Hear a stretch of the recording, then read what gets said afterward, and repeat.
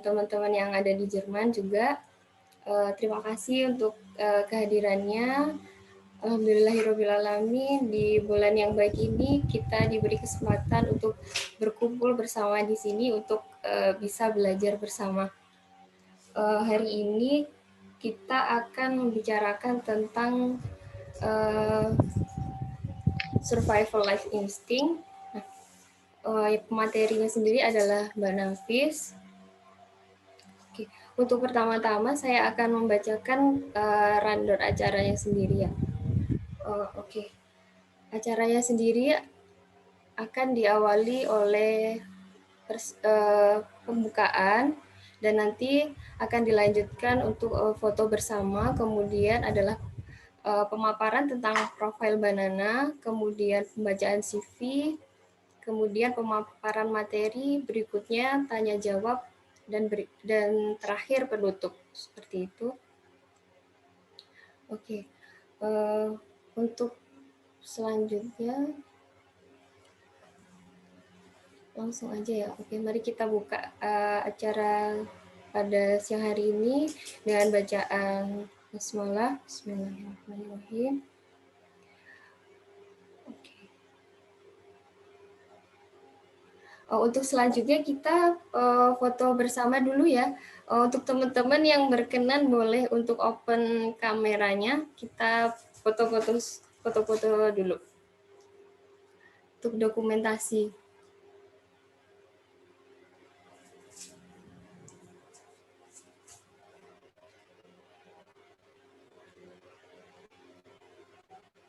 Oke. Oke, untuk teman-teman yang udah hadir, kita foto dulu ya. Oke. Akan saya pandu untuk ininya. Nah. Akan saya hitung sampai 1 sampai 3. Oke. Udah siap? Dandan dulu. Rapi-rapi dulu. Oke. Akan saya hitung untuk ini ya, untuk pengambilan gambarnya sebagai dokumentasi kita. Oke. 1, 2, 3.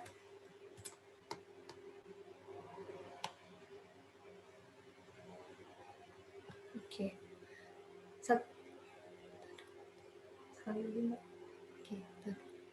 Oke, sekali lagi ya.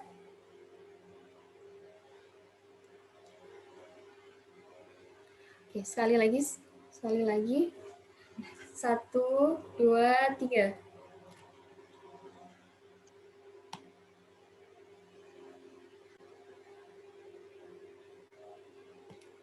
Oke. Oke, terima kasih teman-teman yang sudah Oke.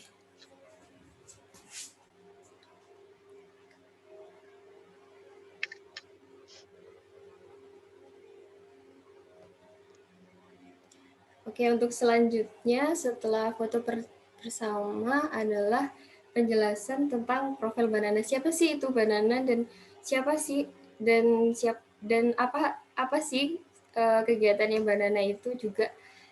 Nah, untuk pemaparan tentang Banana akan saya sendiri yang memaparkan sedikit cerita aja sih siapa sih itu Banana dan apa aja kegiatan kita.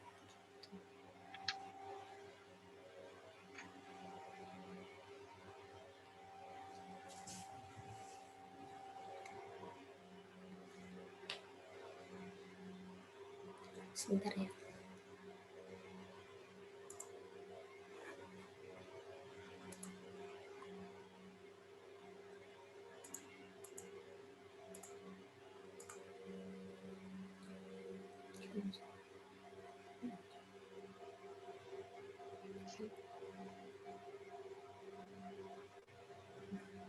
Coba kita balik lagi.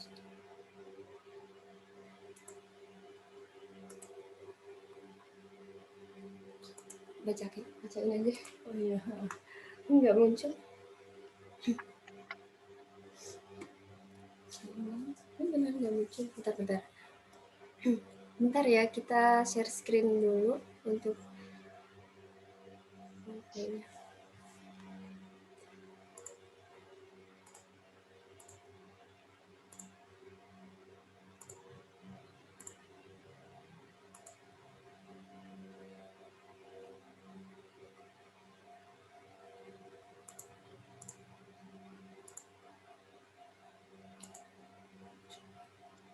Oke.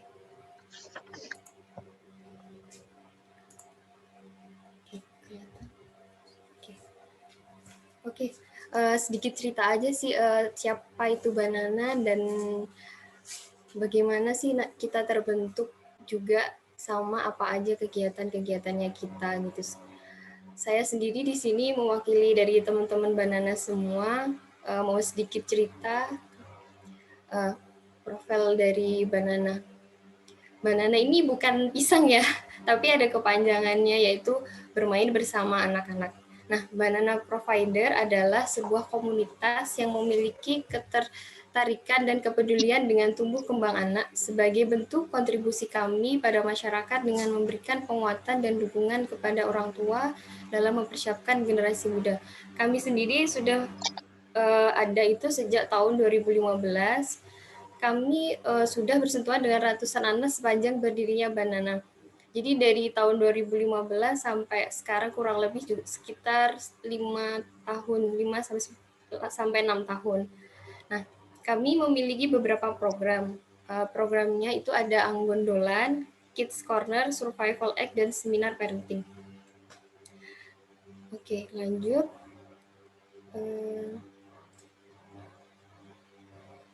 Oke, ini kegiatan kita, kegiatan untuk kegiatan Kids Corner-nya kita itu difokuskan untuk pendampingan terhadap anak yang orang tuanya itu sedang mengikuti seminar. Kegiatan kami tawarkan adalah memperkenalkan permainan tradisional yang dikemas dengan menyenangkan. Nah, misalkan kayak ada seminar parenting orang tua itu biasanya kan orang tua ngajak anak. Nah, kita di sini bertugas untuk menjaga anak-anak.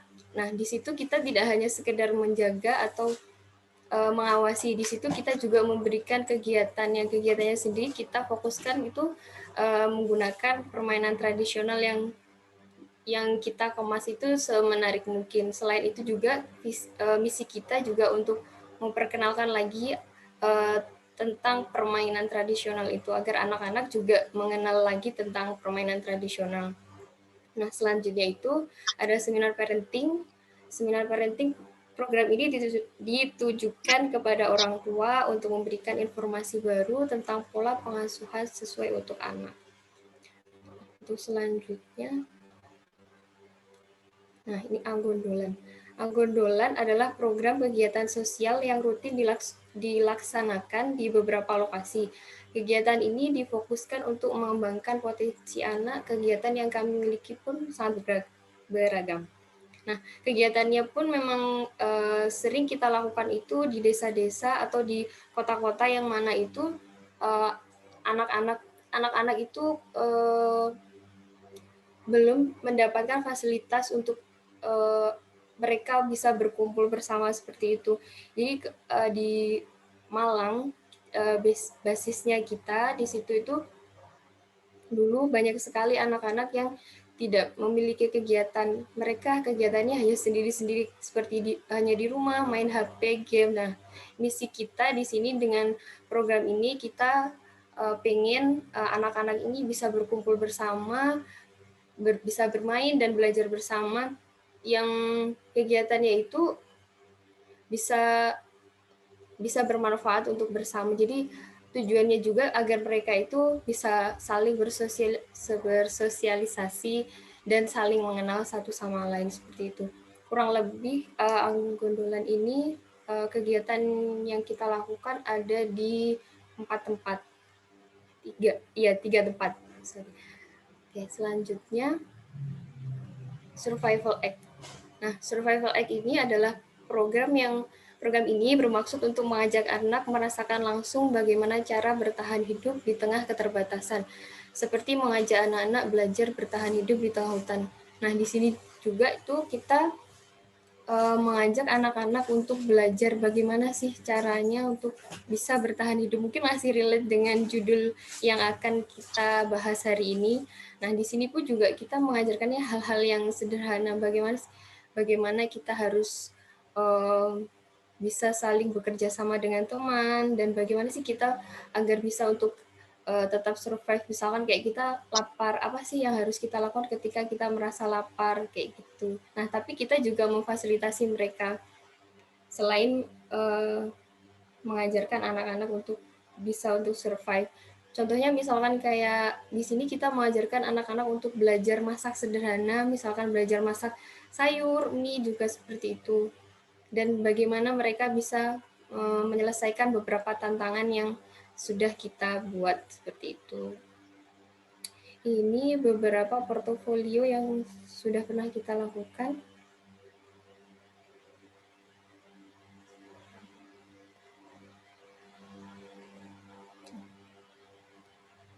Ini beberapa kegiatan di beberapa tempat. Oke, ini.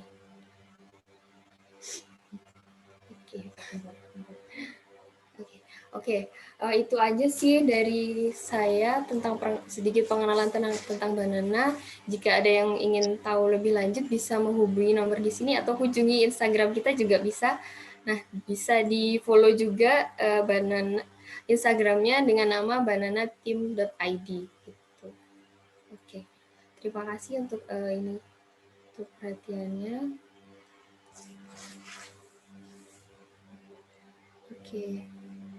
Oke, selanjutnya kita akan masuk ke sesi selanjutnya, yaitu pembacaan CV pemateri kita hari ini.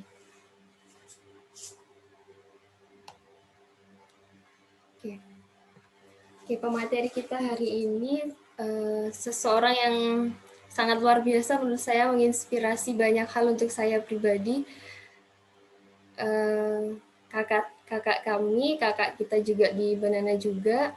Oke, beliau nama lengkap Nafisatul Wahidah, jenis kelamin perempuan, tempat dan tanggal lahir Magelang 13 Desember 1993, asal dari Kabupaten Magelang, Jawa Tengah. Nah, kalau ada yang ingin tahu lebih lanjut, kepo atau mau kepo-kepo tentang Mbak Nafis, bisa tuh kunjungin beliau di Instagramnya dengan nama Nafis Da Vinci. Nah, oke, untuk riwayat pendidikannya, beliau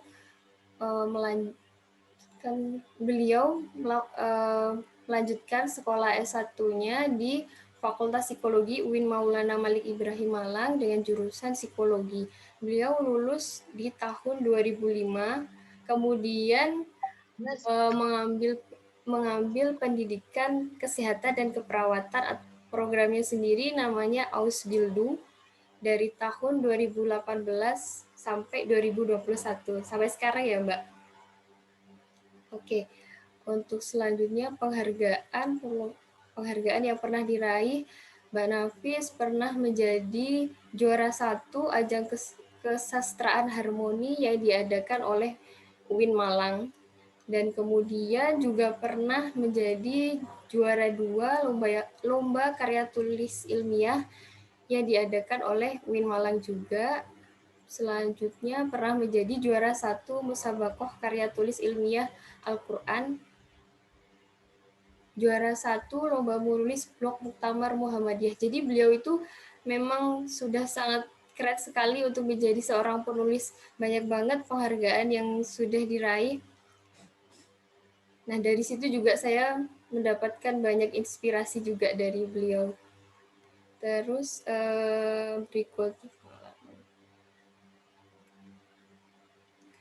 Oke, untuk berikutnya pengalaman kerja sendiri, beliau pernah menjadi asisten pelatihan di Lembaga Pelatihan dan Keterampilan Bina Wiratama Muntilan di tahun 2016, pernah mengajar di SD Muhammadiyah Muntilan tahun 2016, dan juga pernah menjadi guru sementara di MI Muhammadiyah Jagalan. Selanjutnya beliau mengambil program au pair Madsen. Nah, itu di tahun 2016 sampai 2017. Kemudian kemudian di Forensic Psychiatric Station ini di Jerman juga ya, Mbak. Oke. Itu sih untuk CV-nya. Ini kalau misalkan saya bacain semua mungkin durasinya akan nggak cukup. Jadi itu singkatnya untuk CV-nya dari Mbak Nafis. Oke, untuk sesi selanjutnya langsung saya serahkan ke Mbak Nafis untuk bisa mulai memaparkan materinya. Mbak Nafis, dipersilahkan. Ya, terima kasih untuk kesempatan yang luar biasa ini. Saya nanti minta bantuan dari panitia untuk nge-share materinya ya. Oke, siap. Terima kasih sudah membacakan CV-nya, tapi saya lulusan UIN Malang 2015, bukan 2005. Oh iya, maaf, salah saya tadi 2015. Iya. 2005 saya masih SMP. 2015. Kok kelihatan? Enggak apa-apa, santai aja. Iya. Terima kasih untuk panitia yang luar biasa mempersiapkan acaranya dan memberikan tema juga yang luar biasa kepada saya. Semoga saya bisa membawakan tema ini dengan baik. Tadi sudah disebutkan nama saya Nafis Satul Wahidah. Yang hari ini kebetulan akan membawakan sebuah tema Survival Instinct for Better Life. Next. Oke.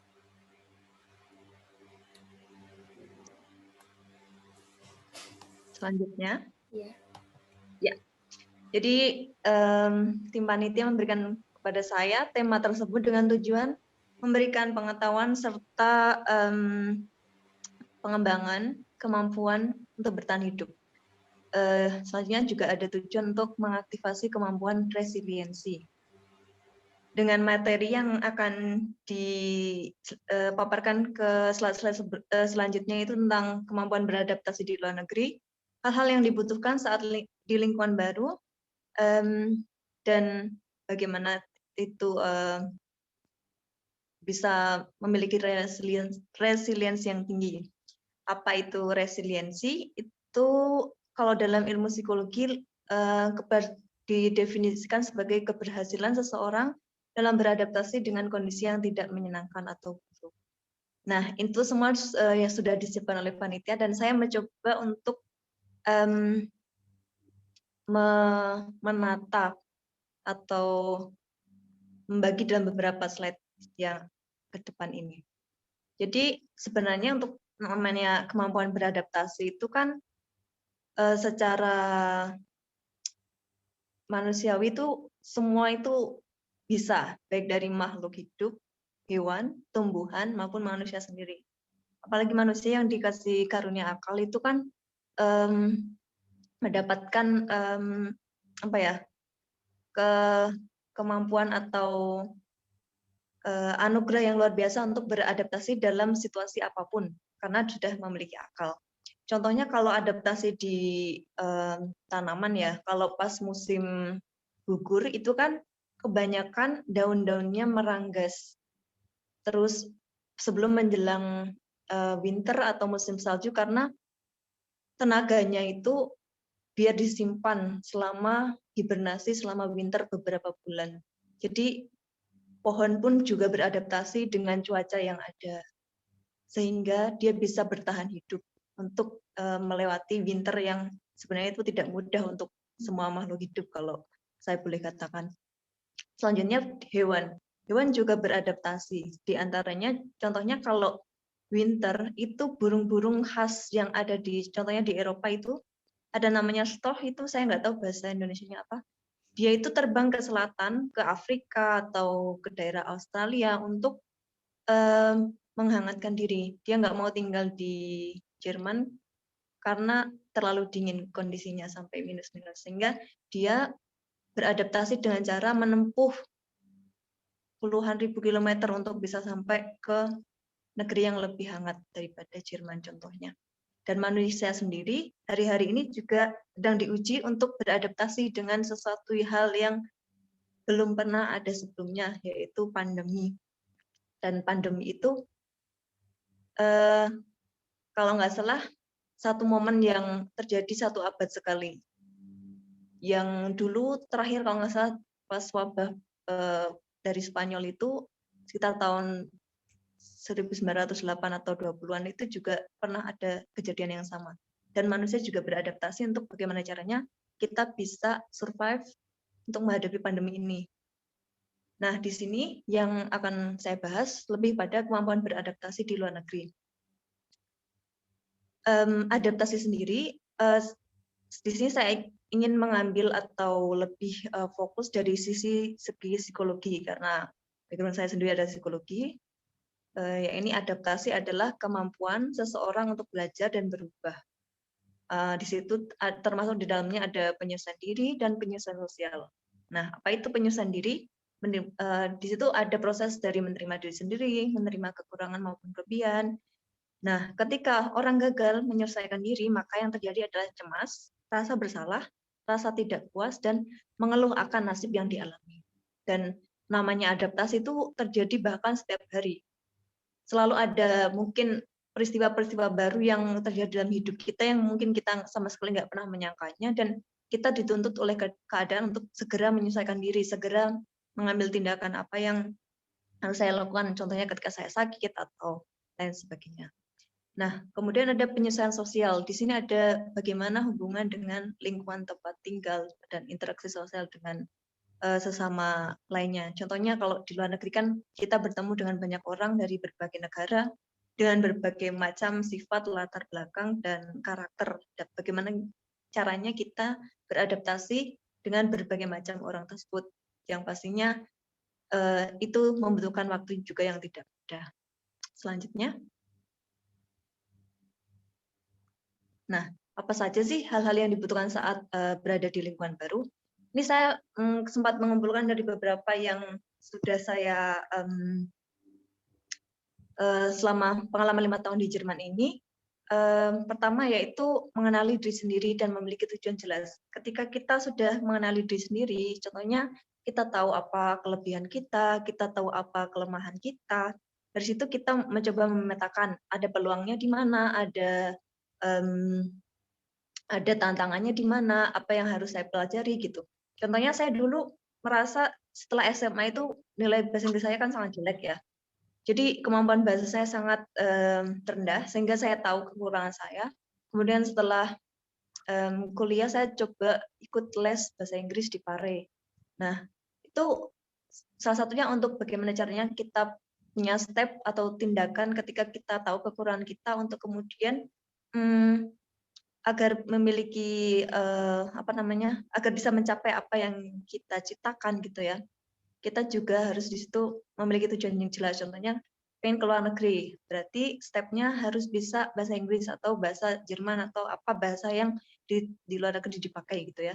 Jadi ketika kita sudah mengenali diri sendiri dan ketika kita sudah memiliki tujuan yang jelas, maka kita akan lebih mudah lagi untuk bisa beradaptasi dengan lingkungan. Selanjutnya yaitu rasa ingin tahu yang tinggi. Nah, ini juga sangat penting karena manusia itu kodratnya dalam tanda petik itu memiliki rasa ingin tahu yang tinggi. Leonardo da Vinci dulu salah satu orang yang dianggap sangat pandai di masanya.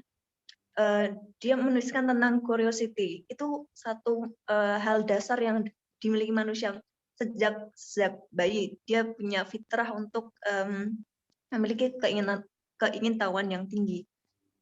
Nah, dengan rasa ingin tahu yang tinggi ini, kita bisa contohnya mencari informasi entah dimanapun, lewat media apapun, tentang apa saja peluang-peluang untuk mungkin studi di luar negeri, atau mungkin cari pekerjaan di luar negeri, atau segala macam hal. Nah, ketika kita punya rasa ingin tahu yang tinggi ini, mendukung kita untuk bisa beradaptasi, karena kita mungkin sudah tahu tempatnya seperti apa, contohnya Jerman seperti apa, orang-orangnya seperti apa, syarat untuk kuliah atau kerja di sana seperti apa, terus makanannya seperti apa, keberagamaannya seperti apa. Nah, rasa ingin tahu yang tinggi ini akan sangat penting untuk bisa bertahan hidup ke depannya.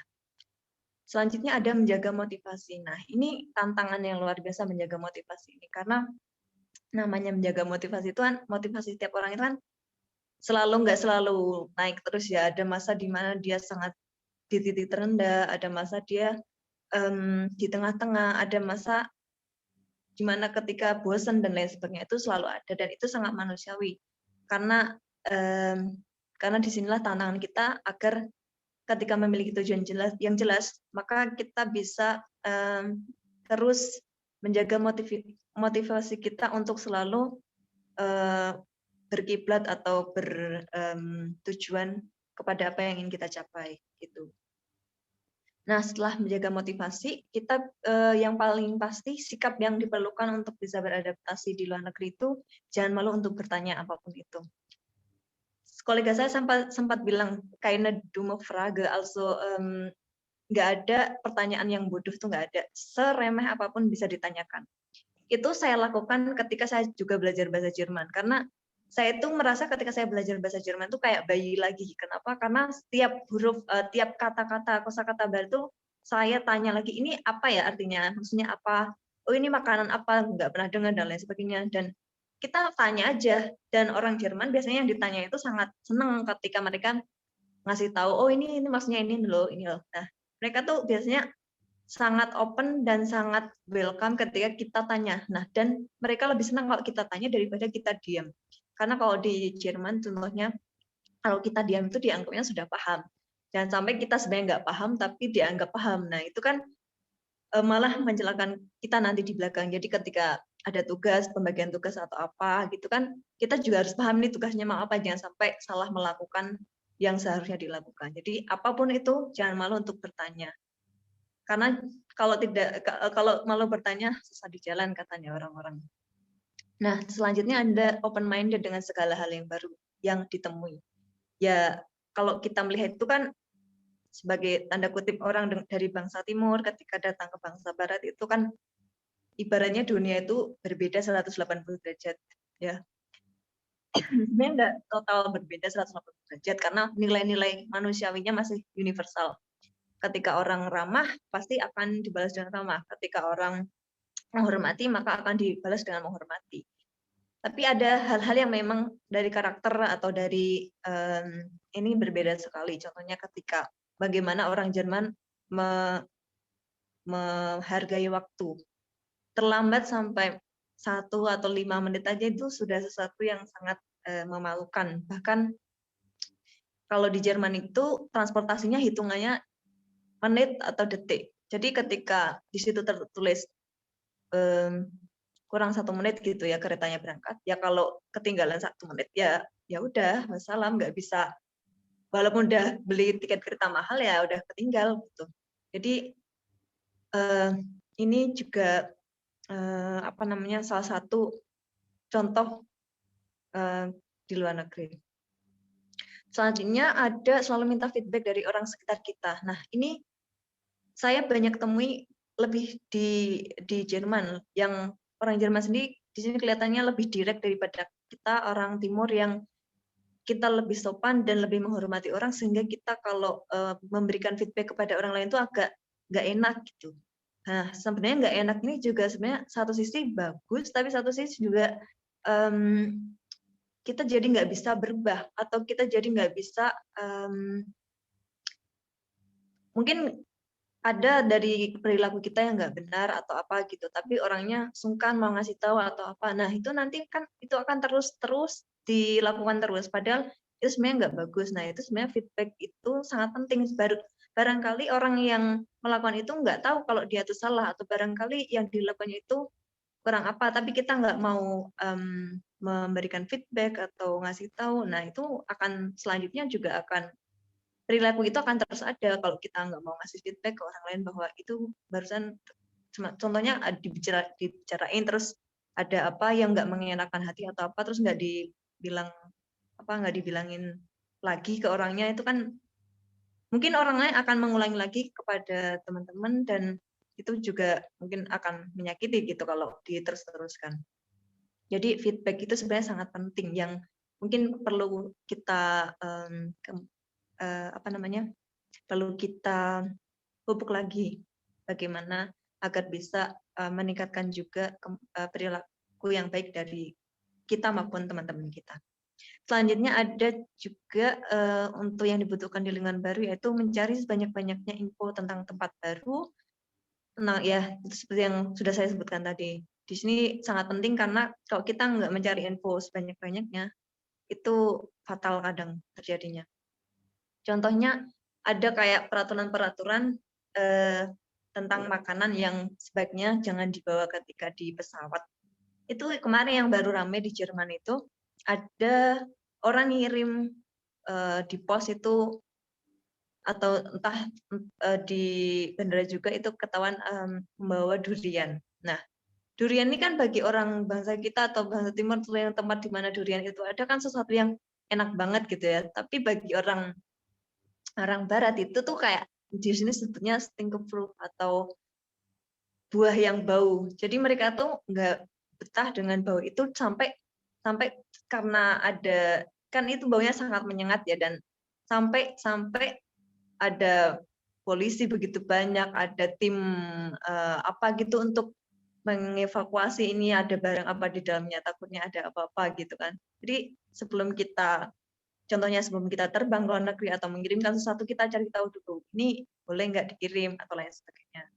Terus tentang cuaca, nah ini sangat sering karena cuaca di Jerman ini sangat tidak pasti. Contohnya ini tadi pagi sempat salju, kondisinya 2 derajat, tapi minggu kemarin sempat juga 20 derajat.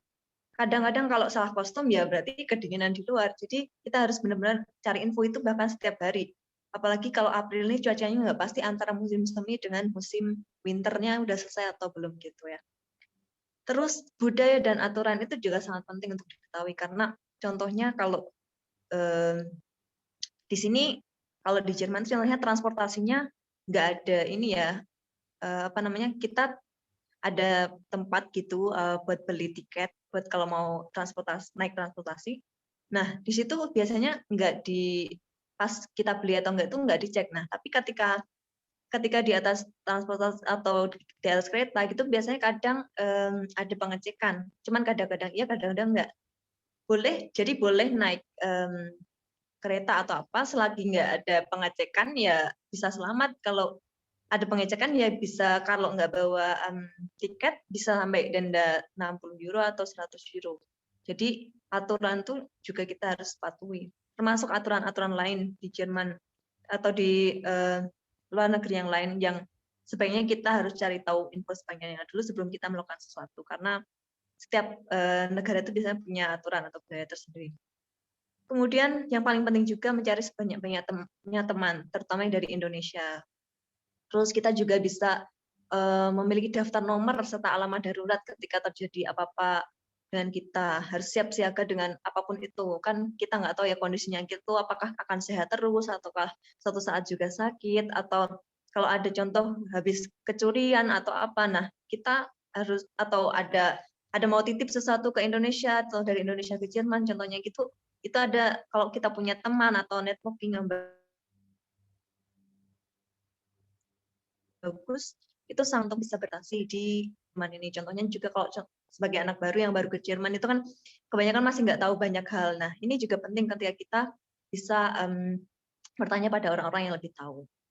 Terus di sini selanjutnya, next. Ini tentang resiliensi. Satu slide sebelumnya.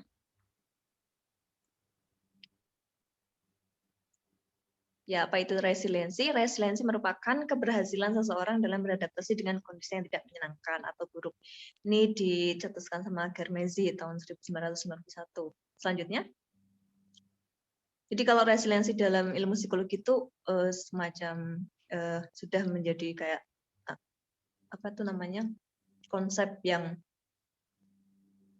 mendekati teori. Terus selanjutnya contohnya kemampuan dasar ketika orang punya resiliensi itu kita punya regulasi emosi yang bagus, punya pengendalian diri atau impuls, terus kita juga punya optimisme dan kita bisa menganalisa sebab akibat. Selanjutnya.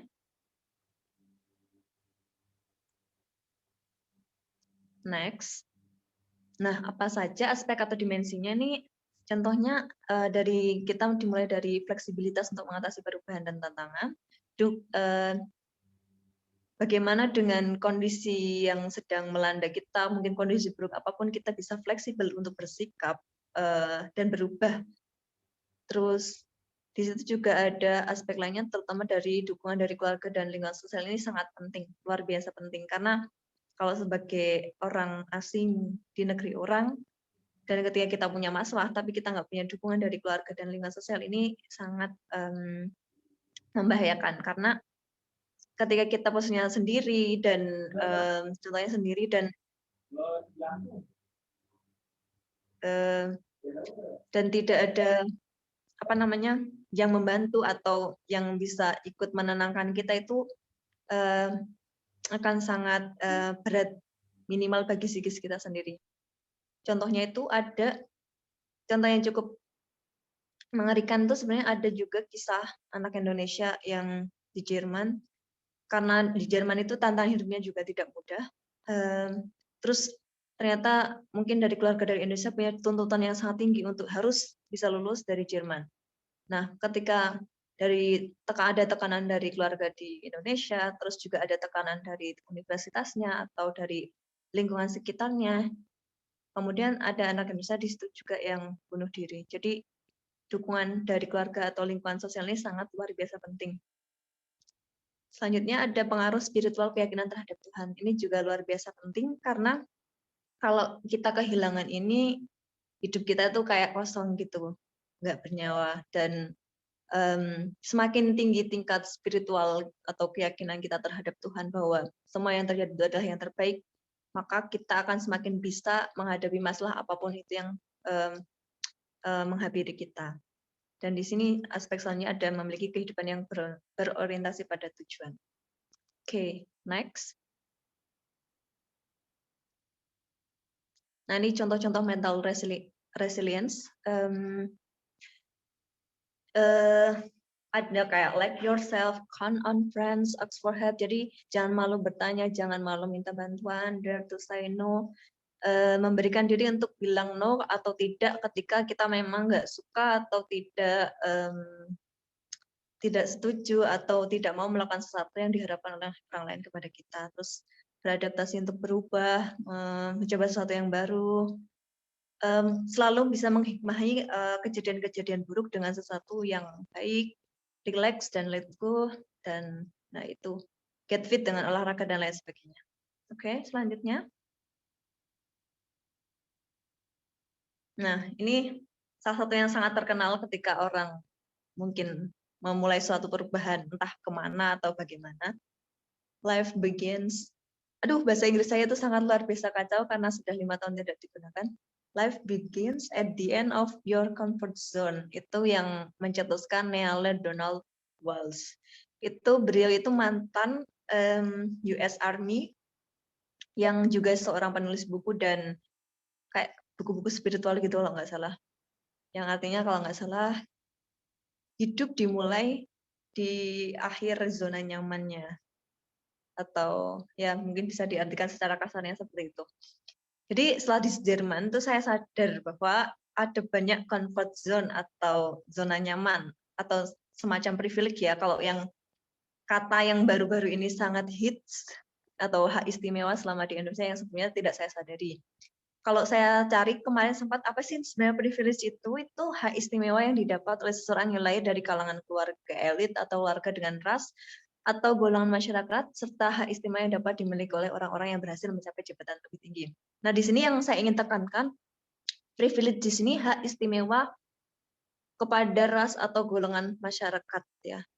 Nah, kita kan sebagai bangsa Indonesia sudah lama ya dikasih tahu di pelajaran sekolah kalau kita bagian dari manusia yang berada di negara yang sudah 300 tahun lebih lamanya dijajah oleh negara lain. Terus kemudian kayak dunia-dunia internasional mengkategorikan bangsa kita sebagai negara dunia ketiga dengan segala macam kategorinya karena kita mungkin belum bagus dari sisi kesehatan dan ekonomi dan lain sebagainya. Nah, terdepan dalam hal-hal yang terbelakang dan terdepan dalam hal-hal yang buruk dan terbelakang dalam hal-hal yang baik dan lain sebagainya. Nah, benarkah demikian gitu kan? Selanjutnya, benarkah yang disangkakan atau inferiority kepada kita itu ternyata saya tuh bersadar ya, comfort zone kita tuh luar biasa sekali ketika kita di Indonesia. Di Indonesia itu makanan ya, contohnya dari yang pertama makanan. kalau mau cari makanan halal, mau cari sayur yang segar, cari ikan yang segar itu sangat luar biasa mudah dicari. Kalau di Jerman atau di negara Eropa lainnya, itu tuh kalau nggak musimnya itu nggak ada. Ataupun kalau ada itu pasti udah kayak ngimpor dari negeri yang jauh yang udah nggak tahu itu bisa berapa lama itu bisa bertahan. Terus kayak makanan halal itu juga tantangan yang luar biasa karena kalau contohnya di Jerman tuh coklat pun kadang ada alkoholnya, terus kayak makanan permen-permen gitu kadang ada gelatinnya, terus ikan bisa makan ikan segar itu kan nggak mungkin kalau di winter. Adanya ya bisa, tapi itu paling yang mahal ya. Kalau mungkin yang tinggalnya deket dengan haven atau apa namanya itu pelabuhan. Nah, dekat dengan pelabuhan itu masih bisa atau masih mudah mencari makanan-makanan ikan yang segar. Nah, kalau enggak ya makan ikannya cuma yang dari ini kaleng-kaleng gitu. Jadi peradaban kaleng-kaleng sekali kalau di saya yang saya rasakan di sini. Oh, di Indonesia masih banyak ikan-ikan segar di pasar atau di tempat lainnya.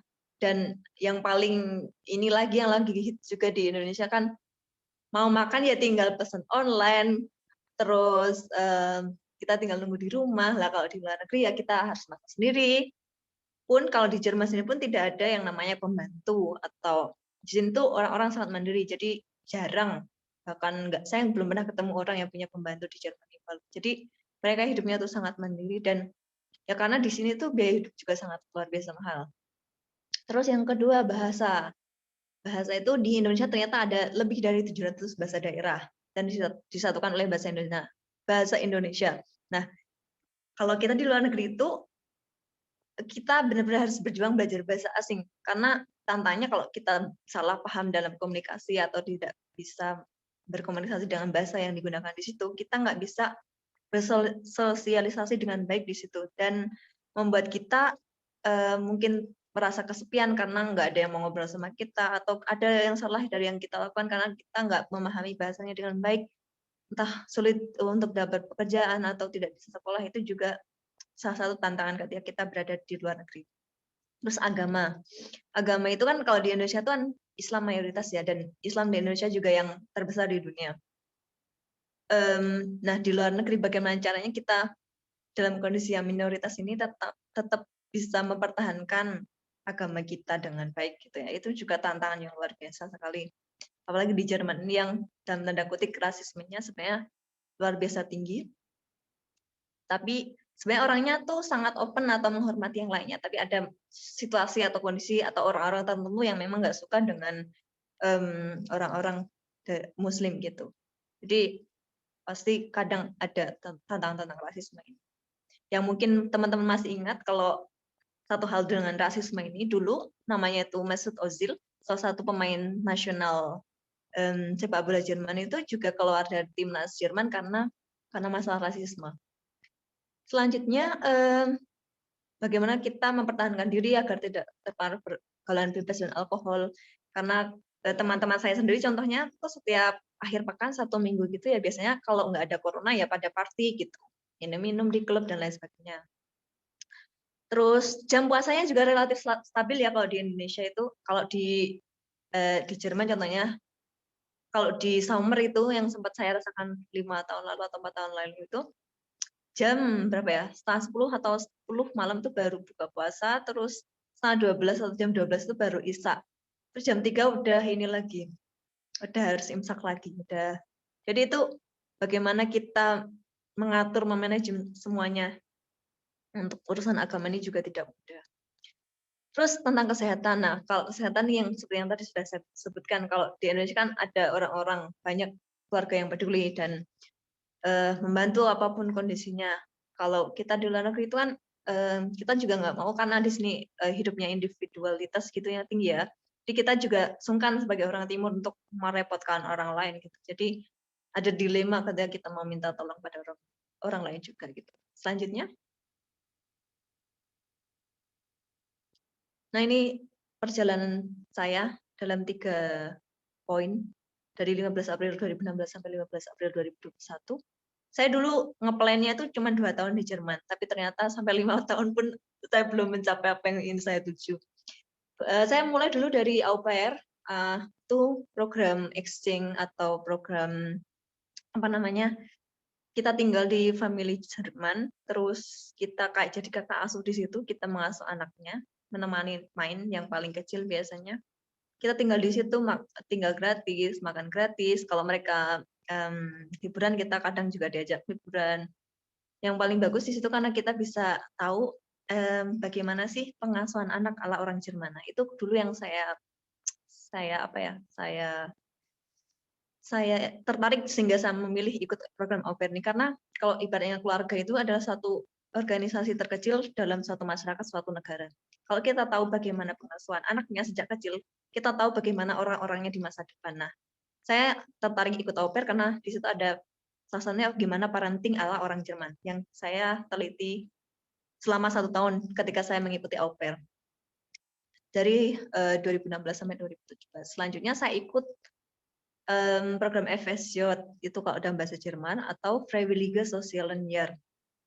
Jadi kalau diartikan dalam bahasa Indonesia itu artinya, Freiwillige itu artinya relawan, sosial itu sosial, dan Jahr itu tahunan. Jadi relawan sosial tahunan. Nah, kalau di Jerman ini biasanya FSJ itu biasanya bisa diikuti siapapun, anak-anak muda yang usianya masih sekitar berapa ya? 15, 16, 17-an, mereka biasanya ikut FSJ ini sebagai syarat kalau sebelum sekolah Ausbildung, atau pengen tahu gimana sih lingkungan kerjanya di rumah sakit atau di tempat-tempat yang pengen mereka kerja di suatu saat nanti. Jadi saya waktu itu tuh sebenarnya waktu itu saya daftarnya tuh pinginnya di Hamburg ya, deket deket sama apa itu namanya, pelabuhan. Karena di sana juga banyak orang Indonesianya. Nah, ternyata Gusti Allah mengirim saya ke tempat lain, dan yang sangat luar biasanya juga saya dikirimkannya ke forensik psikiatri. Itu stasiun dalam arti di sini tuh kayak bangsal gitu kalau di Indonesia. Jadi saya itu FSJ-nya di kayak semacam Centrum for Psikiatri atau pusat untuk psikiatri, sesuatu yang berhubungan dengan jiwa, atau kalau dalam bahasa Indonesia mudahnya bisa dikatakan dengan RSJ. Nah, di situ tapi dia tuh punya dua konsep. Jadi konsep penjara dan konsep rumah sakit dijadikan satu. Di situ saya FSJ. Nah, jadi konsep penjara dan konsep rumah sakit jiwa di sini, jadi pasien saya itu semuanya tersangka, masih muda-muda. Jadi kalau di Jerman tuh penjara itu juga ada macamnya, ada yang dipenjara karena paragraf 64, 63. Nah, tempat saya itu paragraf 64. Jadi orang sakit jiwanya nggak begitu parah, tapi memang mereka sudah melakukan kejahatan yang luar biasa, entah memperkosa, entah dengan ketergantungan alkohol dan mereka membunuh orang lain, ataupun apalagi ya, pokoknya macam-macam kasus-kasus yang mereka ini. Nah, di situ saya 1 tahun sebagai relawan, dan di situ saya juga belajar banyak hal tentang gimana sistem psikiatri forensik di Jerman. Dan bahkan di tempat saya ini, saya juga berkesempatan sama kolega, sama pasien saya naik gunung 3 hari. Dan itu luar biasa sekali, pengalaman yang tidak akan saya lupakan. Sebagai satu-satunya orang Asia dan harus jalan naik gunung dengan begitu banyak orang Eropa yang langkahnya tinggi-tinggi, badannya gede-gede, sedangkan saya cuma setengah beratnya dari berat badan mereka. Selanjutnya yang terakhir ini, Ausbildung di bidang Als Gesundheits- und Krankenpflege. Jadi dari Oktober 2018 sampai sekarang. Ausbildung itu programnya belum ada di Indonesia. Jadi kayak Ausbildung itu kalau di Jerman tuh semacam apa namanya ya? Kita kayak sekolah yang berorientasi pada kerja. Jadi ketika kita lulus dari situ, kita bisa langsung kerja jadi tenaga ahli di situ, di rumah sakit contohnya, karena saya di Gesundheits- und Krankenpflege. Jadi kalau Gesundheits itu kalau diartikan tuh kesehatan, dan Krankenpflege itu keperawatan. Jadi Ausbildung dibilang kesehatan dan keperawatan.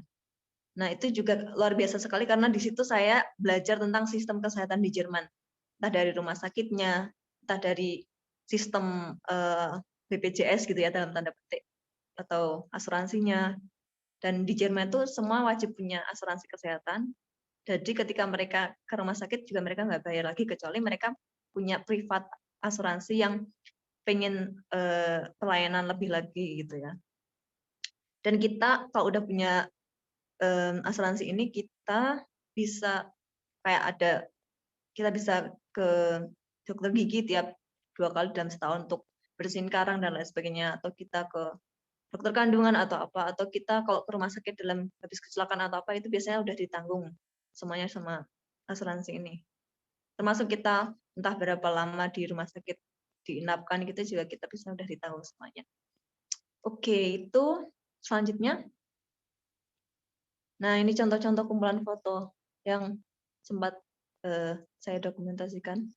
Ada itu yang saya sempat ski itu, ski, itu diajak juga sama family, dan saya sebenarnya nggak bisa ski itu sampai jatuh berkali-kali pun tetap nggak bisa, karena itu memang kalau kita udah belajar di usia udah di atas 20 itu udah nggak gampang. Jadi kalau lebih dini untuk belajar ski itu lebih bagus. Terus sama teman-teman anak-anak Jerman yang umroh bareng ke ini 2018-2019 kalau nggak salah. Oh ya, satu hal yang mungkin teman-teman harus tahu. Jadi teman-teman kalau kayak yang umroh gini ya, ini tuh kita bisa ngumpulin duitnya dengan cara kerja. Karena di Jerman contohnya ini ya, kita tuh bisa kayak dalam liburan tuh kita sambil kerja gitu. Dan kerja di Jerman itu kan gajinya per jam ya. Jadi mungkin kalau kerjanya dalam 1 hari 4 jam gitu ya, di 1 jamnya dihargai contohnya 10 euro. Berarti kalau 4 jam 40 euro. Nah kalau 1 minggu contohnya kerja 5 hari, 40 kali 5 200 euro. Nah untuk kayak ini ke umroh yang gini kan, kalau contohnya kalau contoh butuh 1.500 euro ya, kita mungkin bisa kerja 2 bulan atau berapa gitu, atau bisa nabung-nabung untuk bisa umroh. Ini sangat mudah kalau dari Jerman bisa umroh dengan sambil sekolah sambil kerja atau kuliah sambil kerja, ini yang dilakukan teman-teman. Jadi teman-teman di Jerman tuh selain kuliah mereka tuh juga sergap banget kerja, cari apapun itu, tamang nyuci piring, bantu-bantu sebagai apa itu waiters yang nganterin makanan kemana, atau milih-milih baju di toko baju dan lain sebagainya. Itu teman-teman luar biasa kalau mereka ini nabungnya itu. Terus ini juga ada teman-teman sama ibu-ibu di Munchen, terus ini teman-teman saya sama kolega saya di rumah sakit. Terus itu waktu naik gunung. Nah, itu sementara kayak gitu, waktu saya udah kelebihan 3 menit ya, mohon maaf.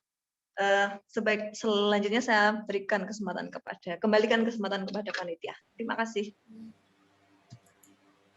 Oke, terima kasih banyak Mbak Nafis untuk pemaparan materinya yang luar biasa.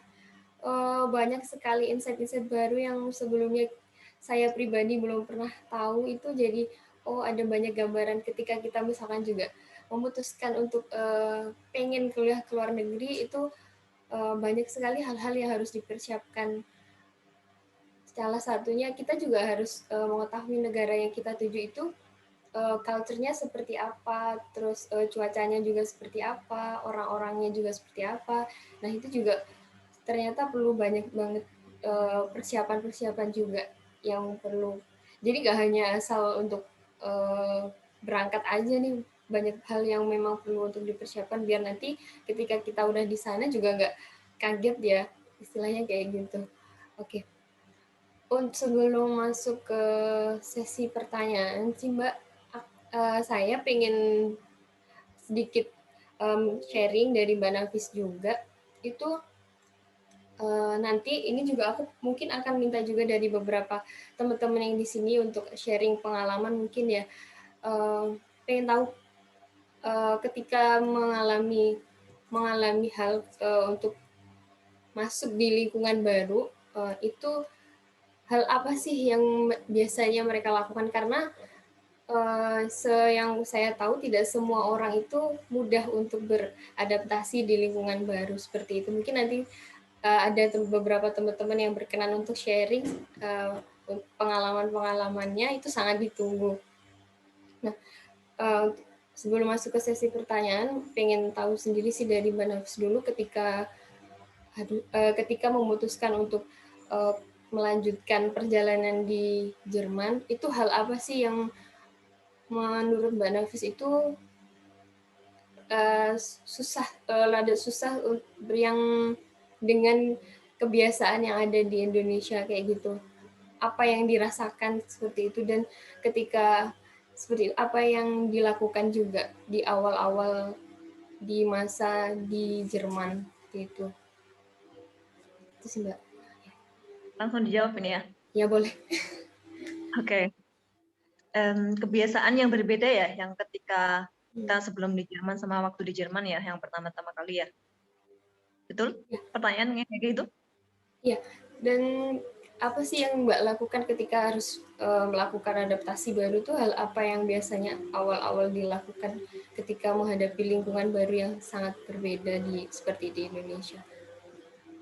Saya itu kalau flashback lagi tuh hal yang dilakukan ketika di tempat baru.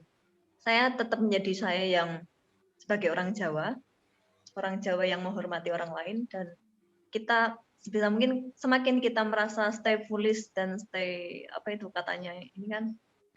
Jadi kita tuh nggak apa-apa macak bodoh, itu nggak apa-apa. Mungkin kadang macak bodoh ini menyelamatkan kita daripada macak sok pintar tapi ternyata salah. Saya nggak tahu ya macak tuh bahasa Indonesia apa ya? Apa ya? Berpura-pura. Jadi orang lain mungkin ya. Ya kayak gitu. Jangan sok berpura-pura pintar. Jadi kadang berpura-pura bodoh itu lebih menyelamatkan kita.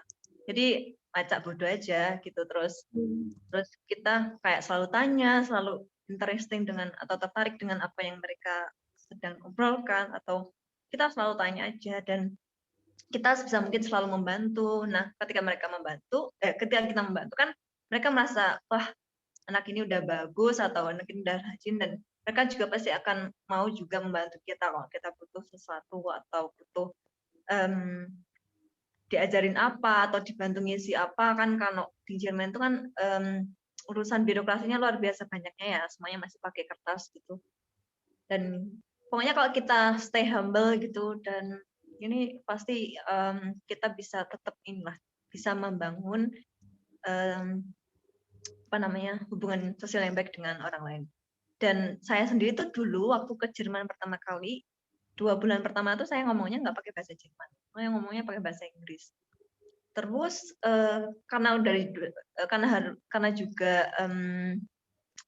karena juga harus les bahasa Jerman, makanya saya juga loh masa dari Jerman kok nggak ngomong bahasa Jerman gitu kan. Nah, terus saya baru kemudian memberanikan diri sedikit demi sedikit ngomong pakai bahasa Jerman. Dan sekarang saya malah lupa bahasa Inggris karena nggak pernah digunakan. Terus ya pokoknya open aja, selalu ini apa ya hal yang dilakukan. Kita apa ya, kayak gitu, open aja, atau kita selalu hangat kepada orang lain. Dan kita kalau ada sesuatu yang mengagetkan datang kepada kita, kita coba jangan langsung respon dulu, kita coba pahami dulu ini maksudnya apa atau maunya apa sebelum kita kayak memberikan respon tapi ternyata salah gitu kan. Mending kita mencerna dulu sampai kita benar-benar paham baru memberikan respon kayak gitu. Sementara kayak gitu jawabannya, nggak tahu nih memuaskan apa tidak ya ini jawabannya. Iya, iya. Memuaskan, Mbak. Satu gambar juga, sangat gambar juga.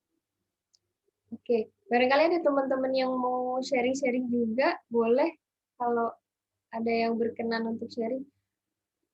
Mau sedikit cerita juga sih Mbak, background mungkin dulu ya, saya pribadi, kalau saya pribadi kan dulu basicnya kalau saya yang ketika menghadapi lingkungan baru, kan backgroundnya dulu dari sekolah umum yang memang benar-benar umum dari SD sampai SMA.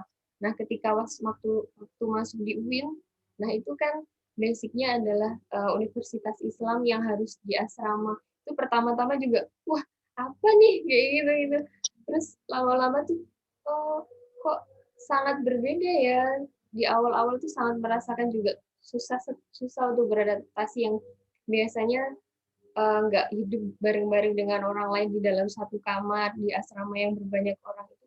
Ternyata di situ saya diharuskan untuk satu kamar dengan dengan beberapa teman saya yang harus satu kamar seperti itu. Itu juga terus lingkungan UIN yang basicnya Islam yang saya juga belum mempelajari sedalam itu. Ternyata di situ wah lumayan juga di awal-awal itu.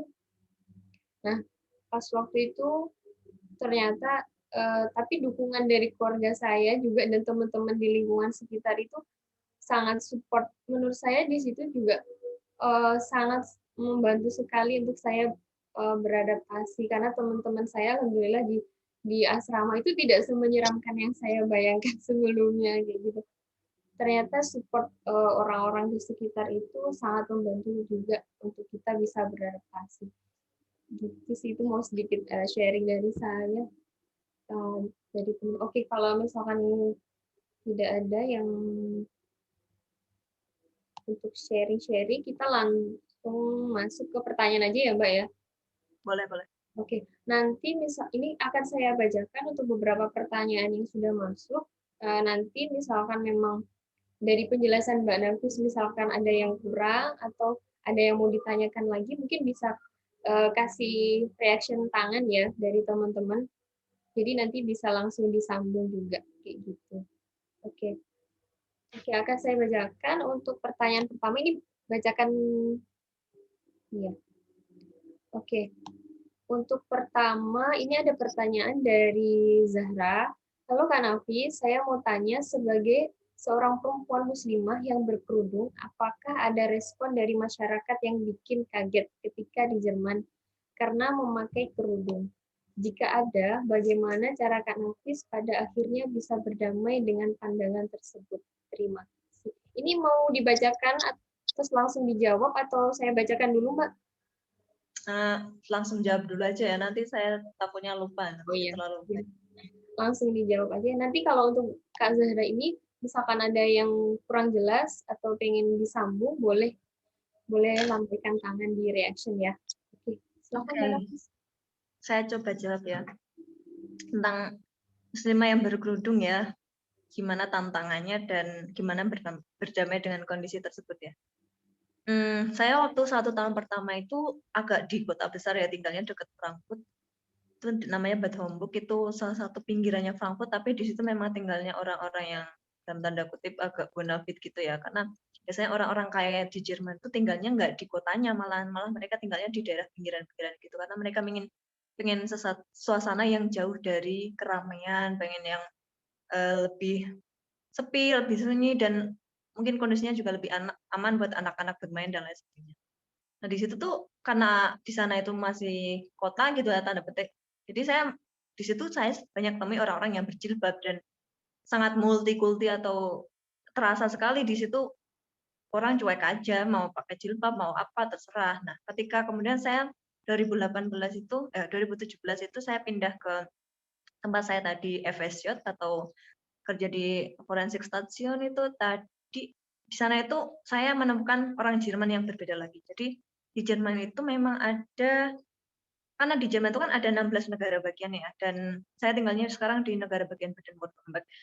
Baden-Württemberg itu kalau mungkin teman-teman yang tahu otomotif atau tahu di situ juga orang yang bikin mobil pertama tertua di dunia itu juga di Stuttgart, itu di Baden-Württemberg.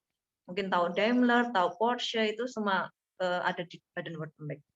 Dan orang-orang di daerah Baden-Württemberg ini sifatnya beda lagi sama orang-orang yang tinggal di Frankfurt.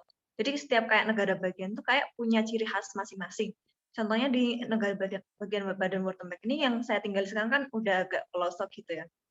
Pelosok dalam arti satu tempat tuh isinya cuma 2.000 orang. Di situ tuh banyak yang tinggal juga orang-orang tua gitu ya, udah di atas 50, 60, 80, dan kebanyakan juga nggak ke luar negeri. Nah, orang-orang yang jarang ke luar negeri atau yang apa namanya sangat sedikit bersentuhan dengan orang asing, nggak kayak di kota kan banyak ya orang asing. Kalau di sini sendiri, saya sendiri waktu itu yang berjilbab di tempat ini, saya juga kayak jadi semacam pusat perhatian gitu ya. Siapa ini gitu kan, mungkin ada pendatang atau apa, itu langsung kayak menjadi sorotan karena saya sendiri berbeda dengan berjilbab gitu.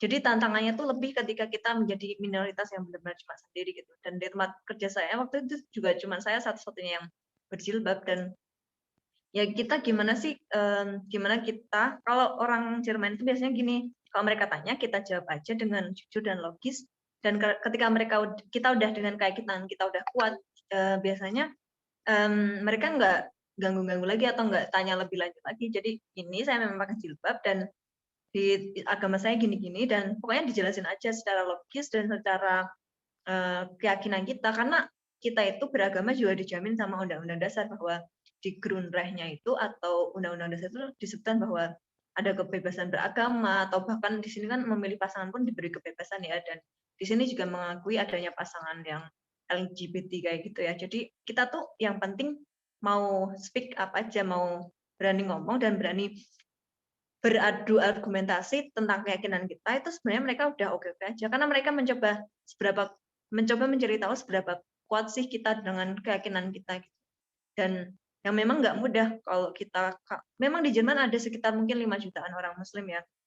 Memang juga mungkin banyak juga yang berjilbab, tapi yang bisa bertahan benar-benar dengan jilbab atau bahkan yang pakai rok ataupun yang masih tetap mengajarkan sholat itu, menurut saya masih saya sangat luar biasa mengapresiasi, karena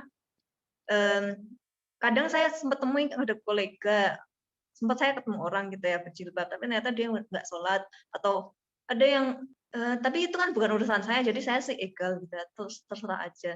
Tapi memang saya sangat yakin atau sangat sangat memberikan luar biasa respect gitu ketika ada orang yang jilbab sampai pakai rok dan mereka tetap menjalankan ibadah sholat dan lain sebagainya, itu saya sangat respect, karena tantangan di sini memang luar biasa berat, apalagi sebagai minoritas gitu ya. Tapi itu semua bisa diatasi kalau kita punya keyakinan kuat, kita bisa adu argumentasi dengan mereka, bisa memberikan argumentasi yang logis dan lain sebagainya, itu nggak masalah. Tapi ya memang nggak mudah, dan banyak juga yang nggak kuat kayak orang-orang Indonesia yang di luar negeri gitu ya, tetap nggak berjilbab, kemudian walaupun di Indonesia berjilbab, tapi ya nggak masalah karena itu pilihannya masing-masing gitu kan. Jadi ya kuat-kuatnya kita aja untuk tetap menjaga jilbab kita. Saya sendiri sudah beberapa kali mengalami rasisme gitu ya. Contohnya ketika saya waktu itu ke Erfurt, Erfurt itu bagian dari Jerman Timur, dan Jerman Timur itu beda sama Jerman Barat. Jerman Timur itu orang-orangnya juga karakternya berbeda, dalam arti lebih apa ya? Lebih, kalau di tempat saya tuju tuh lebih agak anti sama orang Muslim itu. Saya waktu itu naik bis kalau nggak salah sama teman SMP saya. Terus teman SMP saya waktu itu udah paham bahasa Jerman dengan baik, sedangkan saya waktu itu masih little gitu bahasa Jermannya. Terus saya tahu kalau kita dirasisin, terus dia ngajak saya untuk ayo kita kayak coba bikin drama gitu, bahwa yang kita lakukan di sini bukan ngungsi atau lain sebagainya, karena yang berjilbab atau orang-orang Muslim itu yang di sini tuh terkenalnya pengungsi, karena sejak 2015 itu kan banyak kayak pengungsi yang dari negeri-negeri Timur Tengah yang kayak dilanda perang ataupun kelaparan dan lain sebagainya, itu kan banyak yang mengungsi ke Jerman, dan mereka kayak dicap negatif gitu kebanyakan sama orang Jerman, karena mereka kayak dapat banyak lebih subsidi daripada warga Jerman sendiri, sehingga kita kayak orang-orang Muslim tuh kayak dianggap lebih banyak punya keuntungan daripada warga lokal yang sendiri gitu. Nah, waktu itu teman saya ngajak saya untuk kayak drama, ayo kita speak up bahwa kita di sini tuh bukan pengungsi dan kita di sini buat belajar dan lain sebagainya. Nah, dan ketika kita bilang gitu ya, mereka bisa paham. Nah, di situ kayak kita benar-benar harus membela diri, karena kalau nggak membela diri ya suatu saat juga mereka akan melakukan sama pada orang lain juga. Jadi ketika mereka tahu bahwa kita yang berjilbab tuh belum tentu pengungsi dan lain sebagainya, itu ya kita memang harus ngomong, karena kalau enggak ya kita akan selalu dianggap seperti itu. Jadi di sini tuh membela diri sangat penting. Ya. Cara berdamai dengan keadaannya seperti itu sih sebenarnya. Lebih pada apa ya? Apa yang sudah kita yakini tetap dipertahankan. Saya. Ya. Udah. Okay. Ya. Terima kasih jawabannya Mbak Nafis. Saya rasa udah sangat menggambarkan banget ya. Banyak hal baru yang jadi kita ketahui tentang di Jerman juga. Kita lanjut ke pertanyaan selanjutnya. Untuk pertanyaan selanjutnya ini dari Mbak Hilwin. Oke. Pertanyaannya seperti ini. Teruntuk Mbak Nafis dan panitia, terima kasih banyak sudah memfasilitasi acara sore ini. Sama-sama Mbak Hilwin. Mohon izin bertanya, selama Mbak Nafis 5 tahun di Jerman, pernah nggak sih terbesit pikiran menyesal dilahirkan di Indonesia? Kenapa nggak lahir di Jerman, atau pernah nggak sih terbesit pikiran sangat bersyukur dilahirkan di Indonesia? dan bukan di Jerman. Kalau kedua pikiran tersebut sama-sama pernah terbesit, kira-kira pas di momen apa pikiran tersebut terbesit? Hehehe, ada hehenya juga.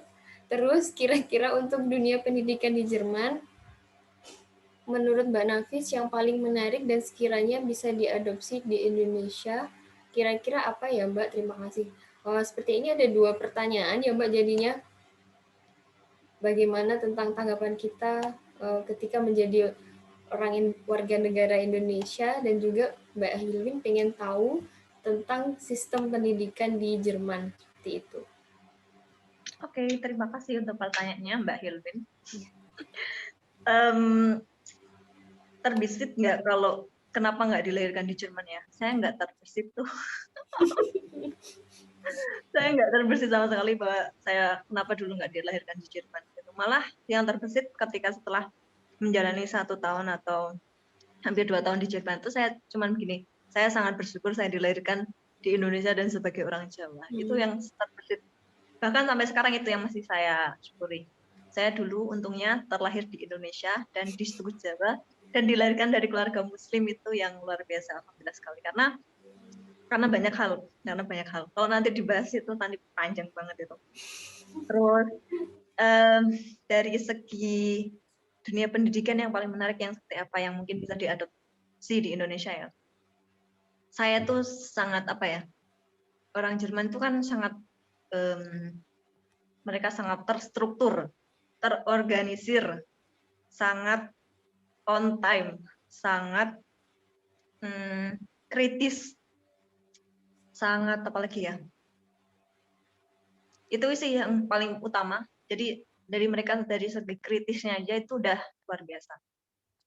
Kritis. Jadi kalau kita sekelas sama orang Jerman ya, jarang kelas itu sepi.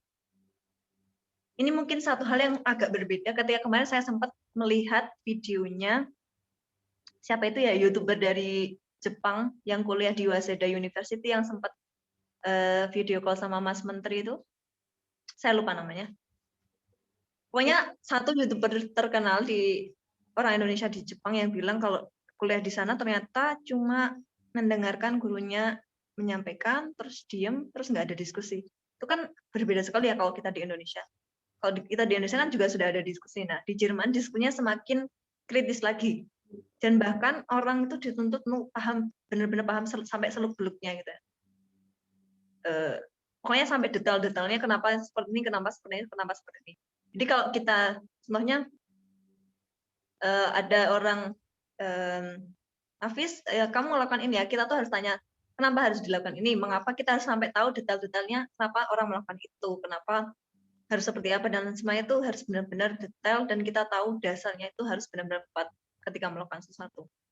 Nah, itulah karakter kritis mereka yang ketika di politik maupun ketika yang mudah dipupuk sejak dini yang membuat mereka itu benar-benar maju. Jadi Jerman itu luar biasa kritisnya, bahkan seorang kanselir yang udah gitu baiknya dalam tanda kutip ya, itu ya yang kritis ya banyak sekali, dan yang saya amati sendiri ketika mereka kritis, mereka benar-benar luar biasa kritis, dan opini mereka juga benar menurut saya.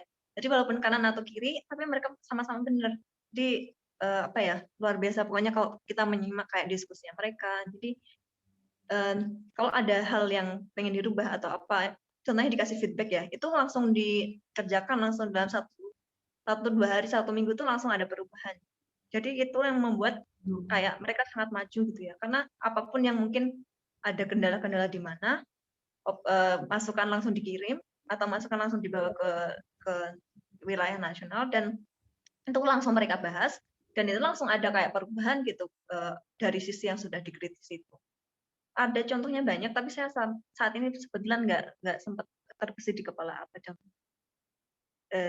Selanjutnya itu sih yang bisa diadaptasi dari pendidikan di Jerman untuk di Indonesia.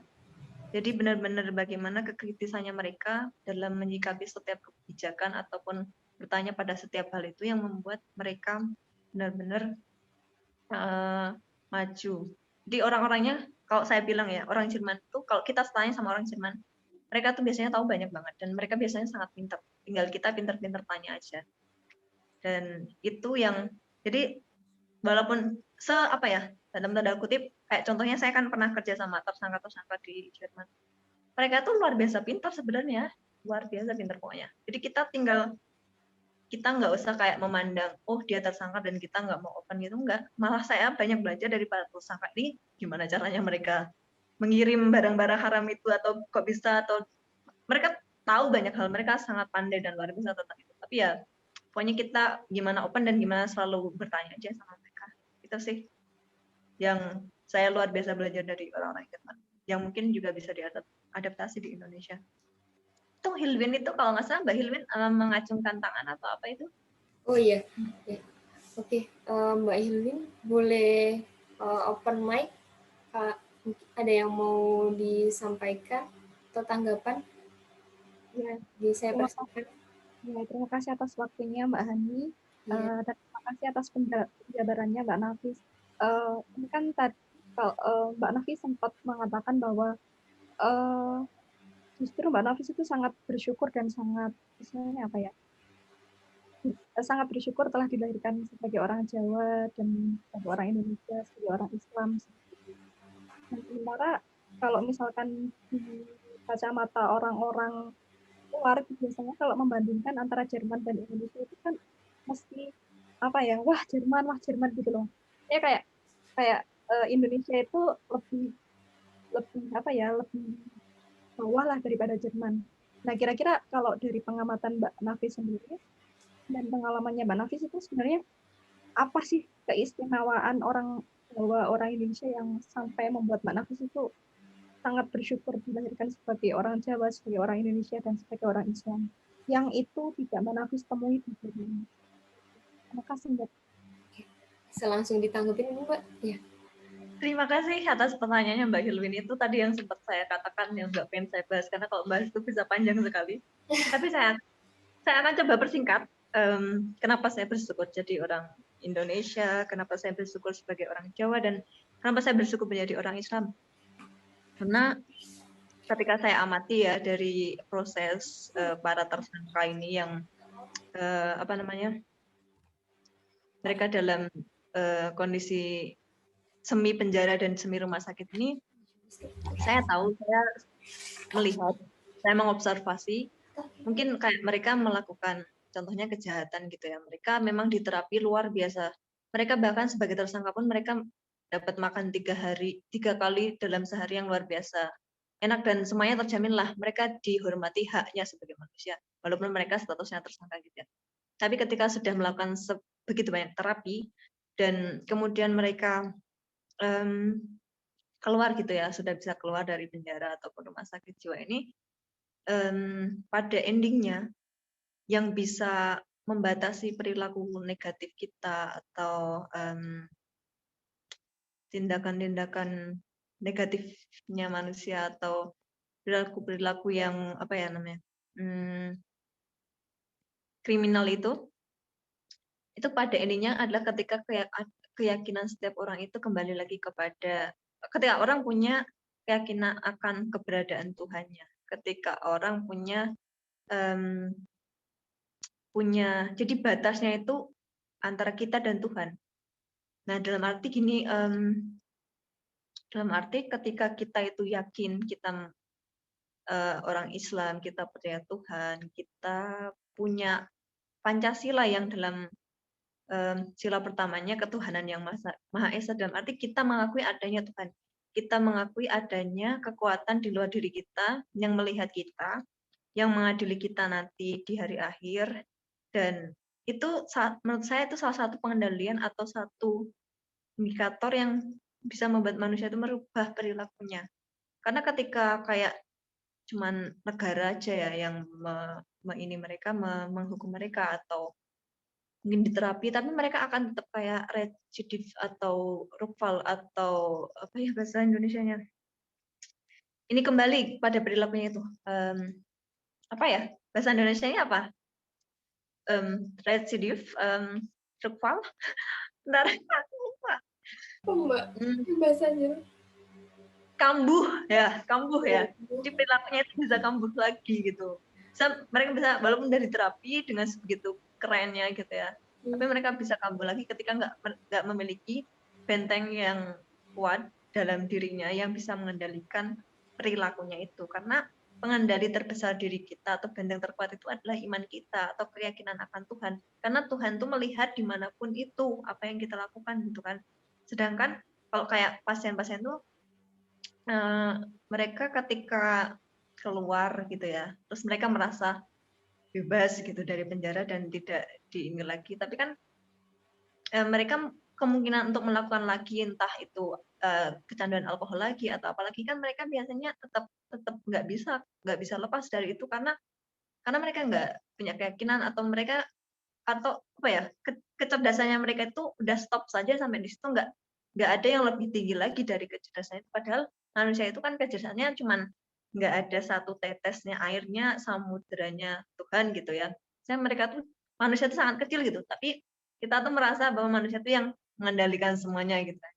Ya itu sih satu yang poin yang saya coba tangkap kenapa saya sangat bersyukur di orang Jawa sebagai orang Indonesia sebagai orang Islam karena di Indonesia sendiri ada Pancasila, di Indonesia sendiri orang-orangnya luar biasa ramah, atau di Jawa sendiri juga luar biasa ramah, dan Islam juga mengajarkan kita nilai kehidupan yang luar biasa dan pegangan atau pedoman yang luar biasa dalam hidup kita. Karena kalau kita nggak punya nggak punya Islam gitu ya, mereka kalau kayak frustasi, depresi, ya mereka larinya ke alkohol, mereka larinya ke narkoba, mereka larinya ke hal-hal negatif lainnya. Padahal kalau kita sebagai orang Indonesia itu paket bahagianya banyak banget ya.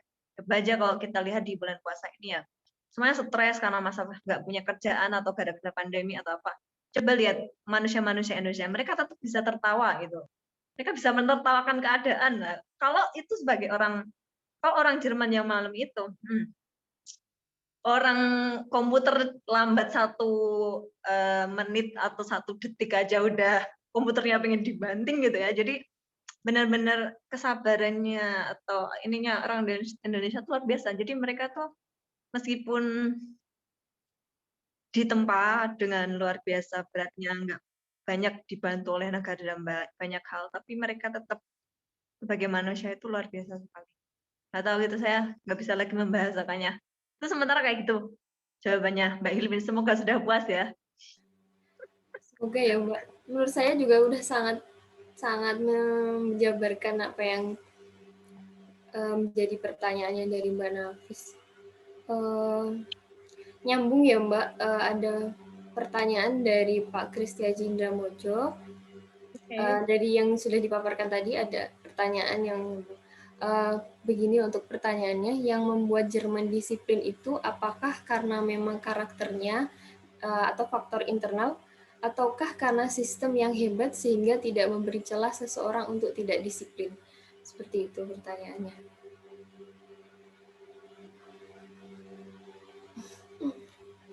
Terima kasih banyak Bapak untuk pertanyaannya. Saya coba jawab, semoga bisa cukup mewakili. Jadi yang membuat Jerman disiplin itu menurut saya ada banyak hal. Jerman itu negara yang kalah perang. Dulu juga pernah antara Jerman Timur dan Jerman Barat itu sampai segitunya. Jadi ada faktor dari segi sejarah juga yang membuat mereka disiplin. Mereka bisa tumbuh dari kekalahan itu sampai bisa menjadi negara maju dalam waktu nggak sampai berapa tahun ya, dari 45, nggak sampai 100 tahun, dan mereka bisa menjadi negara yang superpower.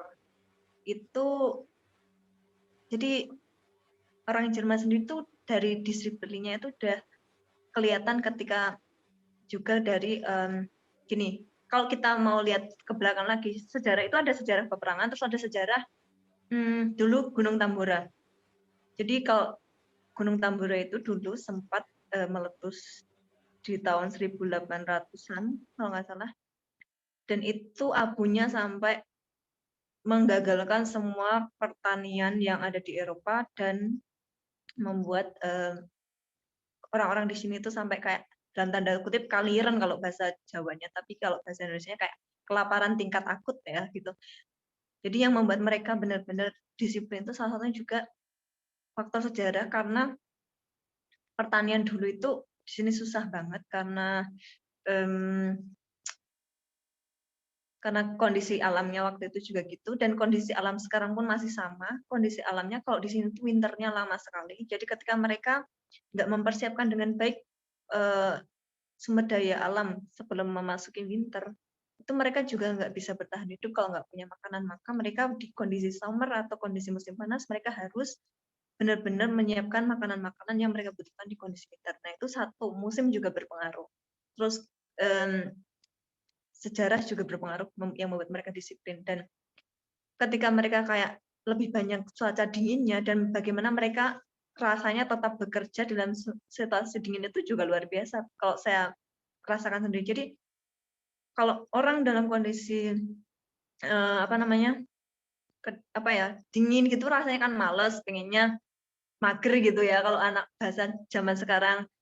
Bagaimana orang Jerman ini dengan akal mereka membuat berbagai macam teknologi yang membuat mereka memudahkan ketika mereka menghadapi musim-musim berat ini, karena yaitu winter itu salah satu musim yang nggak mengenakan, dan di winter itu kan orang-orang Eropa atau orang-orang Jerman sendiri kan kebanyakan kekurangan vitamin D. Kekurangan vitamin D mengakibatkan juga beragam penyakit, dan sehingga nggak jarang saya lihat walaupun winter, walaupun salju menumpuk di luar orang-orang Jerman sendiri tetap lari, tetap olahraga untuk menjamin fitnya tubuh mereka. Jadi salah satu yang membuat disiplin juga faktor cuaca. Terus selain itu juga menurut saya faktor hukum juga ini sangat berperan. Tapi mereka biasanya membuat hukum itu karena logis. Nah, dalam arti yaitu semua untuk kebaikannya masyarakat juga, sehingga mereka juga mengikuti aturan yang diberlakukan gitu. Dan contohnya gini, kalau mereka kerja terus mereka kan juga membayar pajak. Bayar pajaknya pun di Jerman banyak ya, kalau nggak salah sampai 40% atau berapa gitu. Dan ketika mereka tahu pajaknya ini kemana, jadi mereka bekerja dengan sangat luar biasa itu karena mereka juga harus membayar pajak yang tinggi, dan tapi juga mereka bisa menikmati hasil-hasil dari pajak itu. Untuk contohnya ketika mereka lahiran, mereka bisa mengambil cuti yang panjang karena walaupun mereka cuti, mereka mendapat kayak kindergeld juga atau uang untuk anak. Jadi mereka kalau orang yang melahirkan punya anak itu disubsidi sama pemerintah, kalau nggak salah minimal 200 euro per bulan untuk satu anak ya. Kalau anaknya banyak, itu mereka punya itu pun bisa dikasihkan sampai anaknya umur 20 atau berapa itu kalau nggak salah. Jadi yang membuat disiplin tuh karena juga peraturannya juga logis juga sepertinya.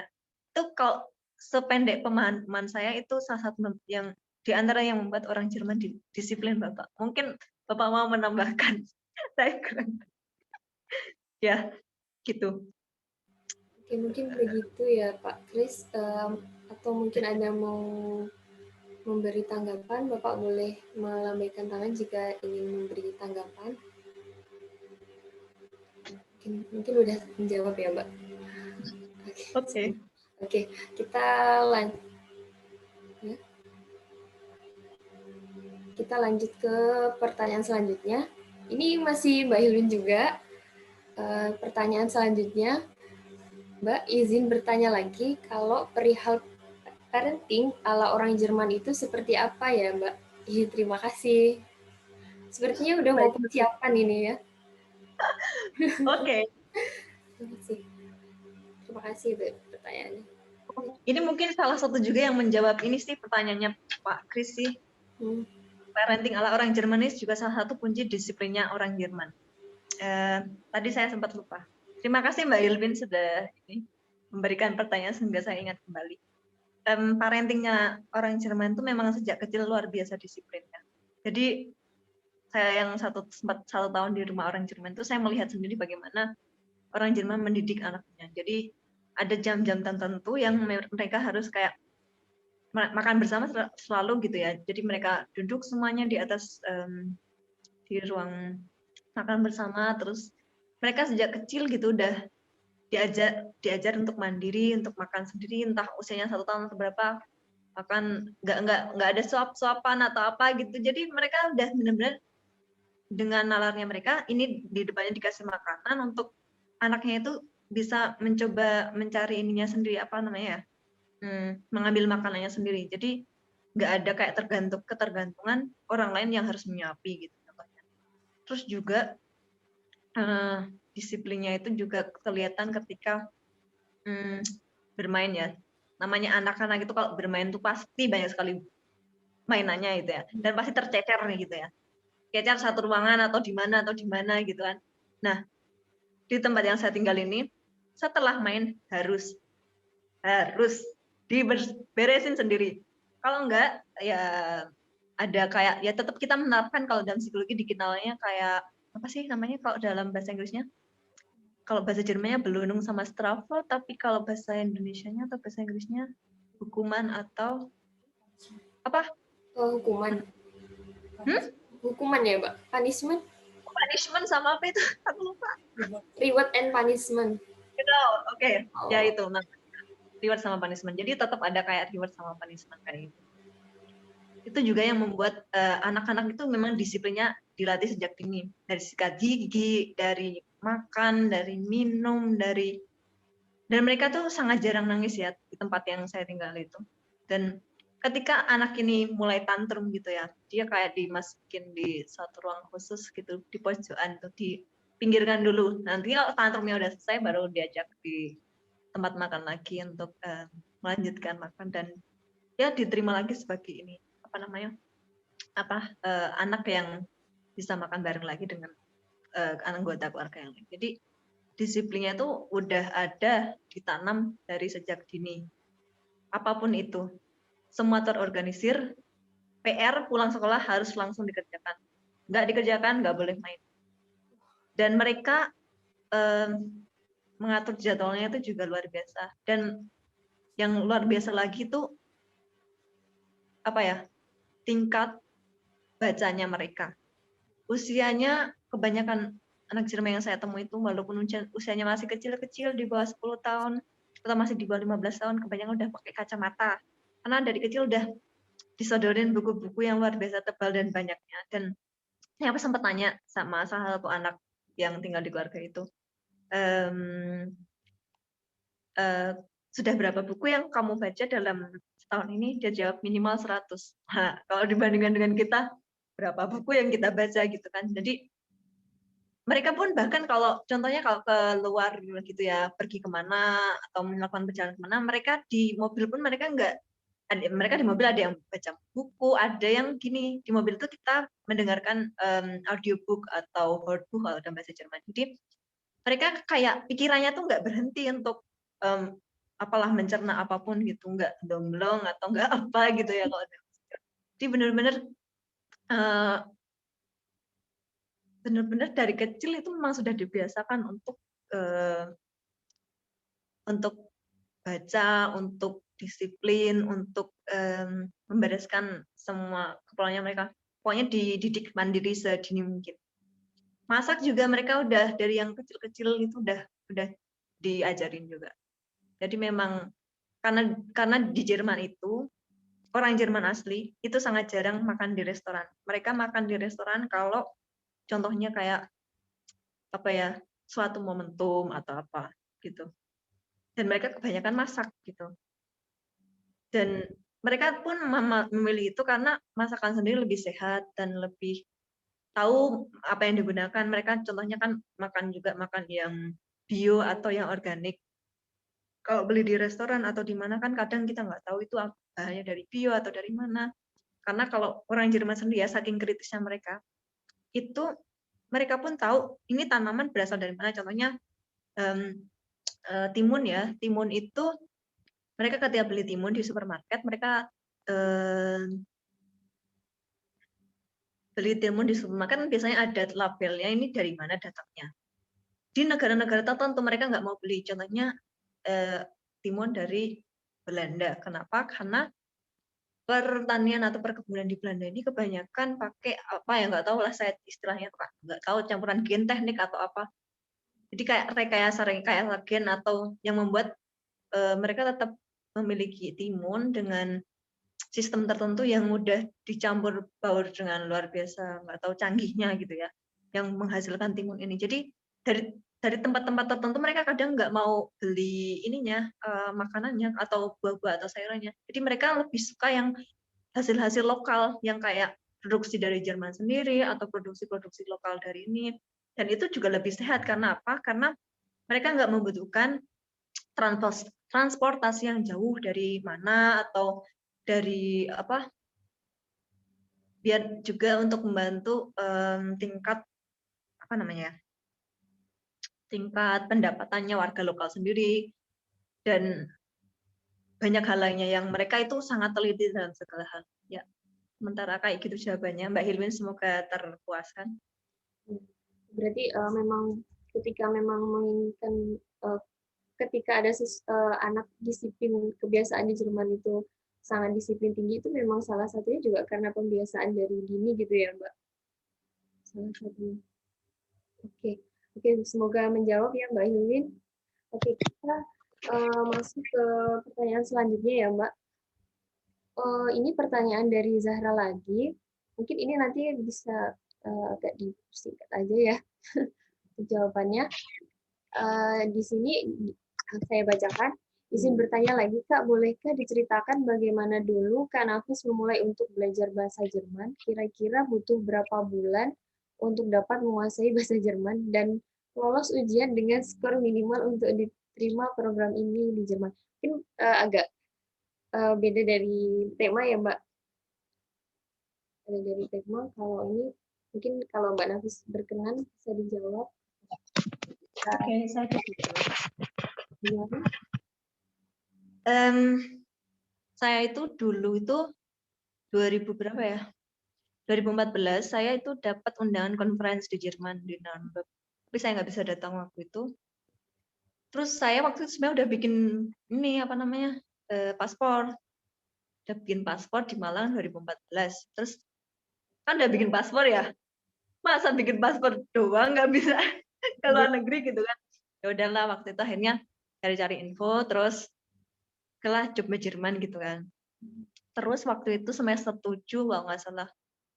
Semester 7 saya coba les bahasa Jerman di belakangnya Unmer. Jadi di sana tuh namanya Mayantara kalau nggak salah, itu tuh saya les bahasa Jerman A1 tingkat terendah. Nah kebetulan juga teman saya SMA itu ada juga yang di jurusan bahasa Jerman. Saya fotokopi juga buku-buku dia. Saya kontak sama dia karena tantangan sekali ya bahasa Jerman di Indonesia itu kan masih langka, entah bukunya atau apalagi gitu kan. Nah waktu itu saya tuh masih yang kayak gaptek gitu. Sebenarnya kan atau nggak tahu ya, dulu tuh udah ada YouTube tentang bahasa Jerman itu atau belum, saya masih nggak tahu. Tapi waktu itu saya nggak memanfaatkan YouTube sama sekali. Saya pilih cari buku loaan bahasa Jerman di Shopping Jogja. Saking nggak taunya atau saking saya harus cari kemana nih buku tentang bahasa Jerman atau bahasa Jerman, belajarnya pakai buku apa aja. Kan kita kalau belajar dengan hal yang minimal banget kan juga susah ya. Mungkin kalau kita punya bukunya atau ininya kan bisa membantu kita untuk belajar. Itu dari semester 7 atau 8. Jadi saya sambil ngerjain skripsi saya les bahasa Jerman di Malang waktu itu. Kalau nggak salah 2 kali dalam seminggu. Itu terus 2015 saya nyoba ujian di Wisma Jerman Surabaya. Itu ujian pertama A1 saya bahasa Jerman. Belum pernah sama sekali ngomong sama orang Jerman. Cuman kayak belajar otodidak gitulah kebanyakan. Dan untuk pertama kali ujian di Wisma Jerman itu untuk pertama kalinya ketemu natif Jerman di ujian. Itu ya satu sisi ya agak deg-degan juga karena memang mahal itu ujiannya. Tapi satu sisi juga ya tertantang juga. Dan yang saat itu saya sangat kaget gitu ya. Nama saya itu di antara satu-satunya nama yang bukan di antara nama-nama yang agak Jawa atau meskipun nama saya sebenarnya Arab ya, agak Jawa itu nama saya. Yang lainnya namanya Cina semua. Saya kaget itu. Oke. Berarti banyak banget kayak orang Surabaya yang tes di situ atau les di situ yang memang tujuannya pengen ke Jerman, dan saya ketika di Jerman pun banyak ketemu orang-orang Chinese atau yang ini. Jadi sangat langka gitu orang Indonesia yang namanya asli Indonesia yang ke Jerman. Itu yang bikin saya kaget. Dan untuk belajar bahasa Jerman itu sebenarnya yang dibutuhkan satu, harus mencintai bahasanya. Saya dulu mikirnya saya nggak bisa bahasa Inggris, kalau saya bahasa Jerman mungkin lebih mudah ya. Ternyata saya salah sangka.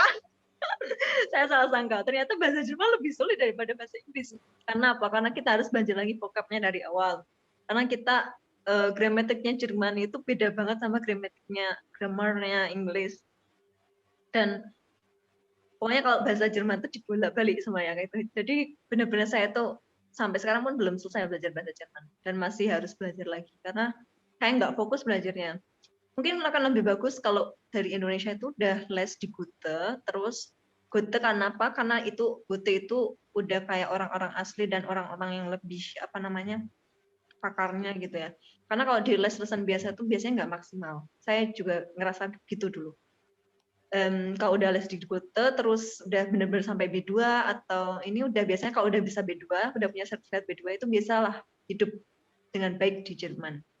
Agak dengan baik gitu ya. Karena kalau masih sangat minim bahasanya Jerman di Jerman itu tantangan sekali.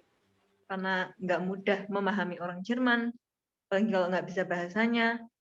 Karena semakin kita bisa bahasa Jerman, maka akan semakin mudah kita berinteraksi dengan orang-orang Jerman dan semakin mudah kita apa namanya apa ya kayak gitu. Semoga menjawab ya Mbak Zahra. Sudah sangat menjawab ya Mbak ya. Semoga menjawab untuk Mbak Zahra. Ini ada pertanyaan dari panitia nih Mbak. Ikut urun tanya, value apa yang didapat dari kebiasaan dan kebudayaan orang Jerman? Tuh. Oh ya, ada tanggapan ini dari Bapak Kristiani. Terkadang kita memang butuh salah menyangka untuk maju. Benar juga, Mbak.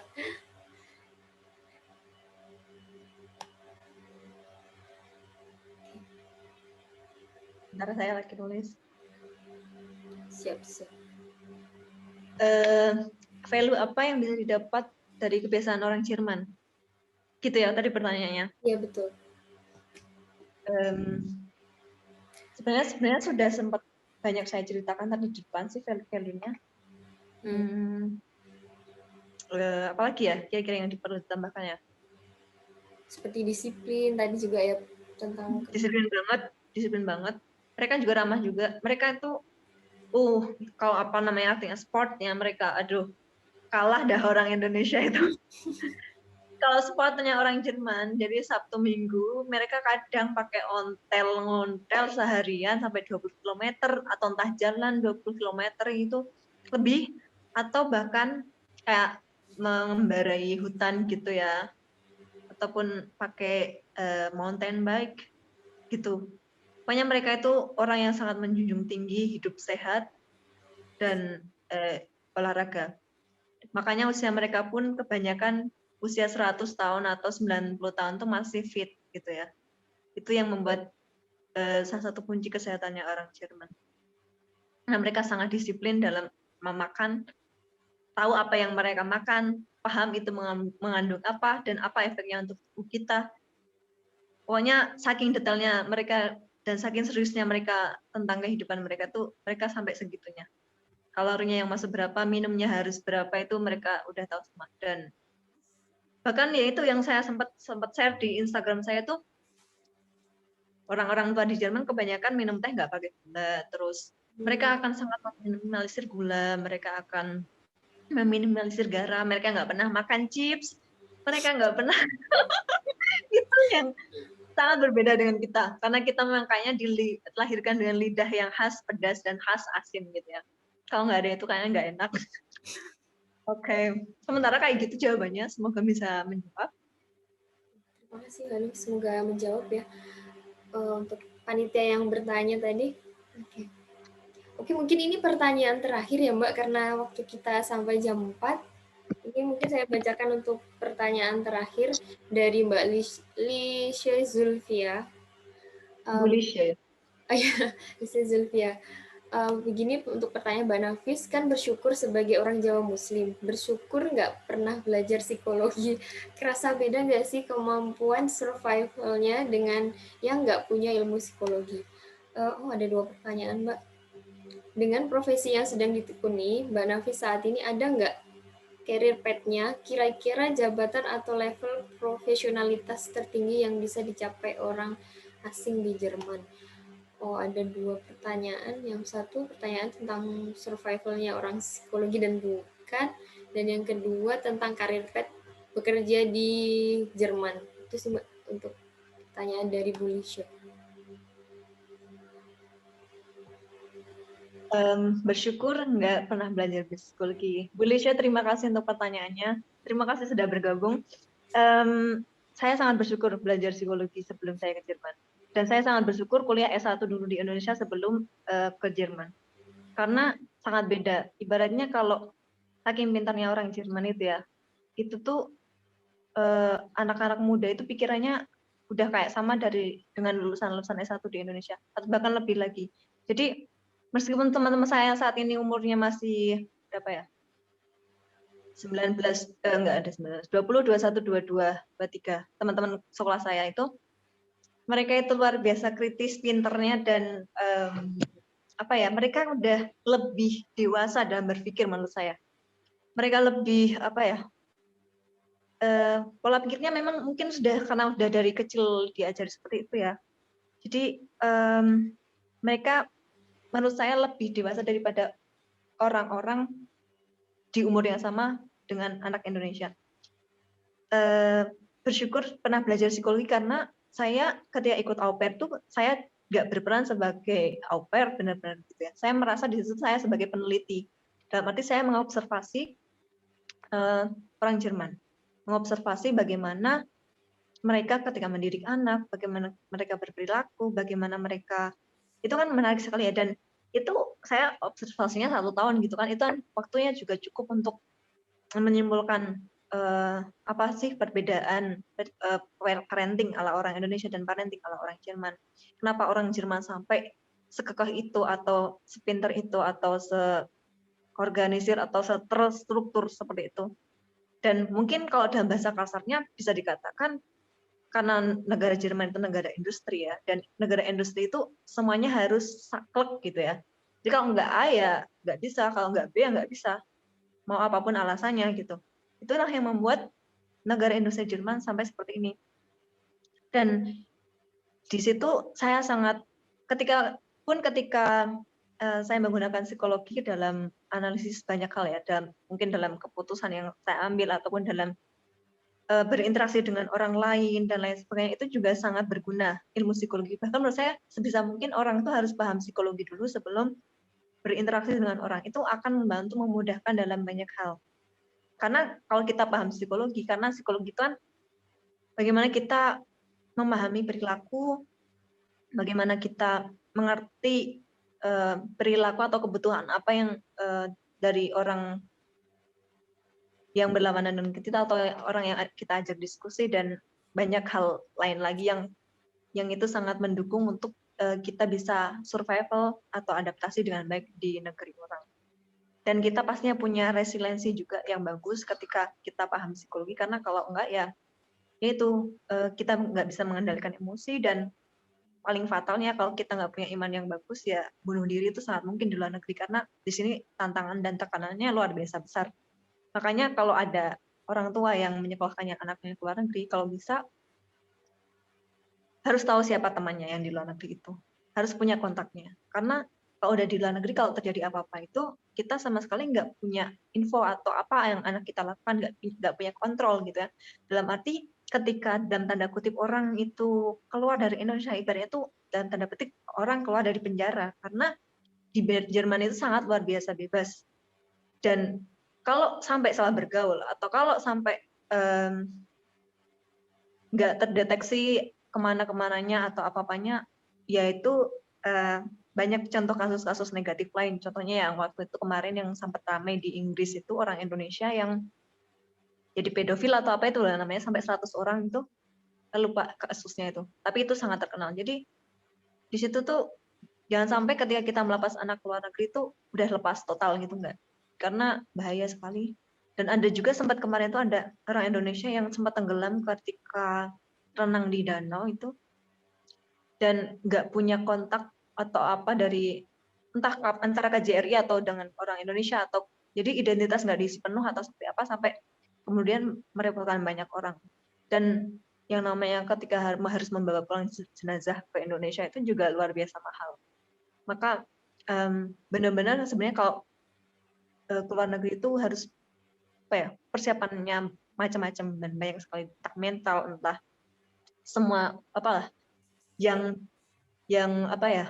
dibutuhkan gitu. Jadi saya sangat bersyukur pernah belajar di psikologi, sangat luar biasa bersyukur. Terus karir path-nya level profesionalitas tertinggi yang bisa dicapai orang asing di Jerman, sangat bisa. Orang asing bisa berkarir di Jerman. Pokoknya kalau bahasa Jermannya bagus, punya prestasi atau jadi kan sebenarnya orang Jerman itu orang yang sangat logis dan sangat menjunjung tinggi intelektualitas seseorang. Kalau bagus atau kalau rajin atau apapun lah bahasanya, dan bisa dipercaya sama orang Jerman untuk menempati posisi tertentu sangat bisa.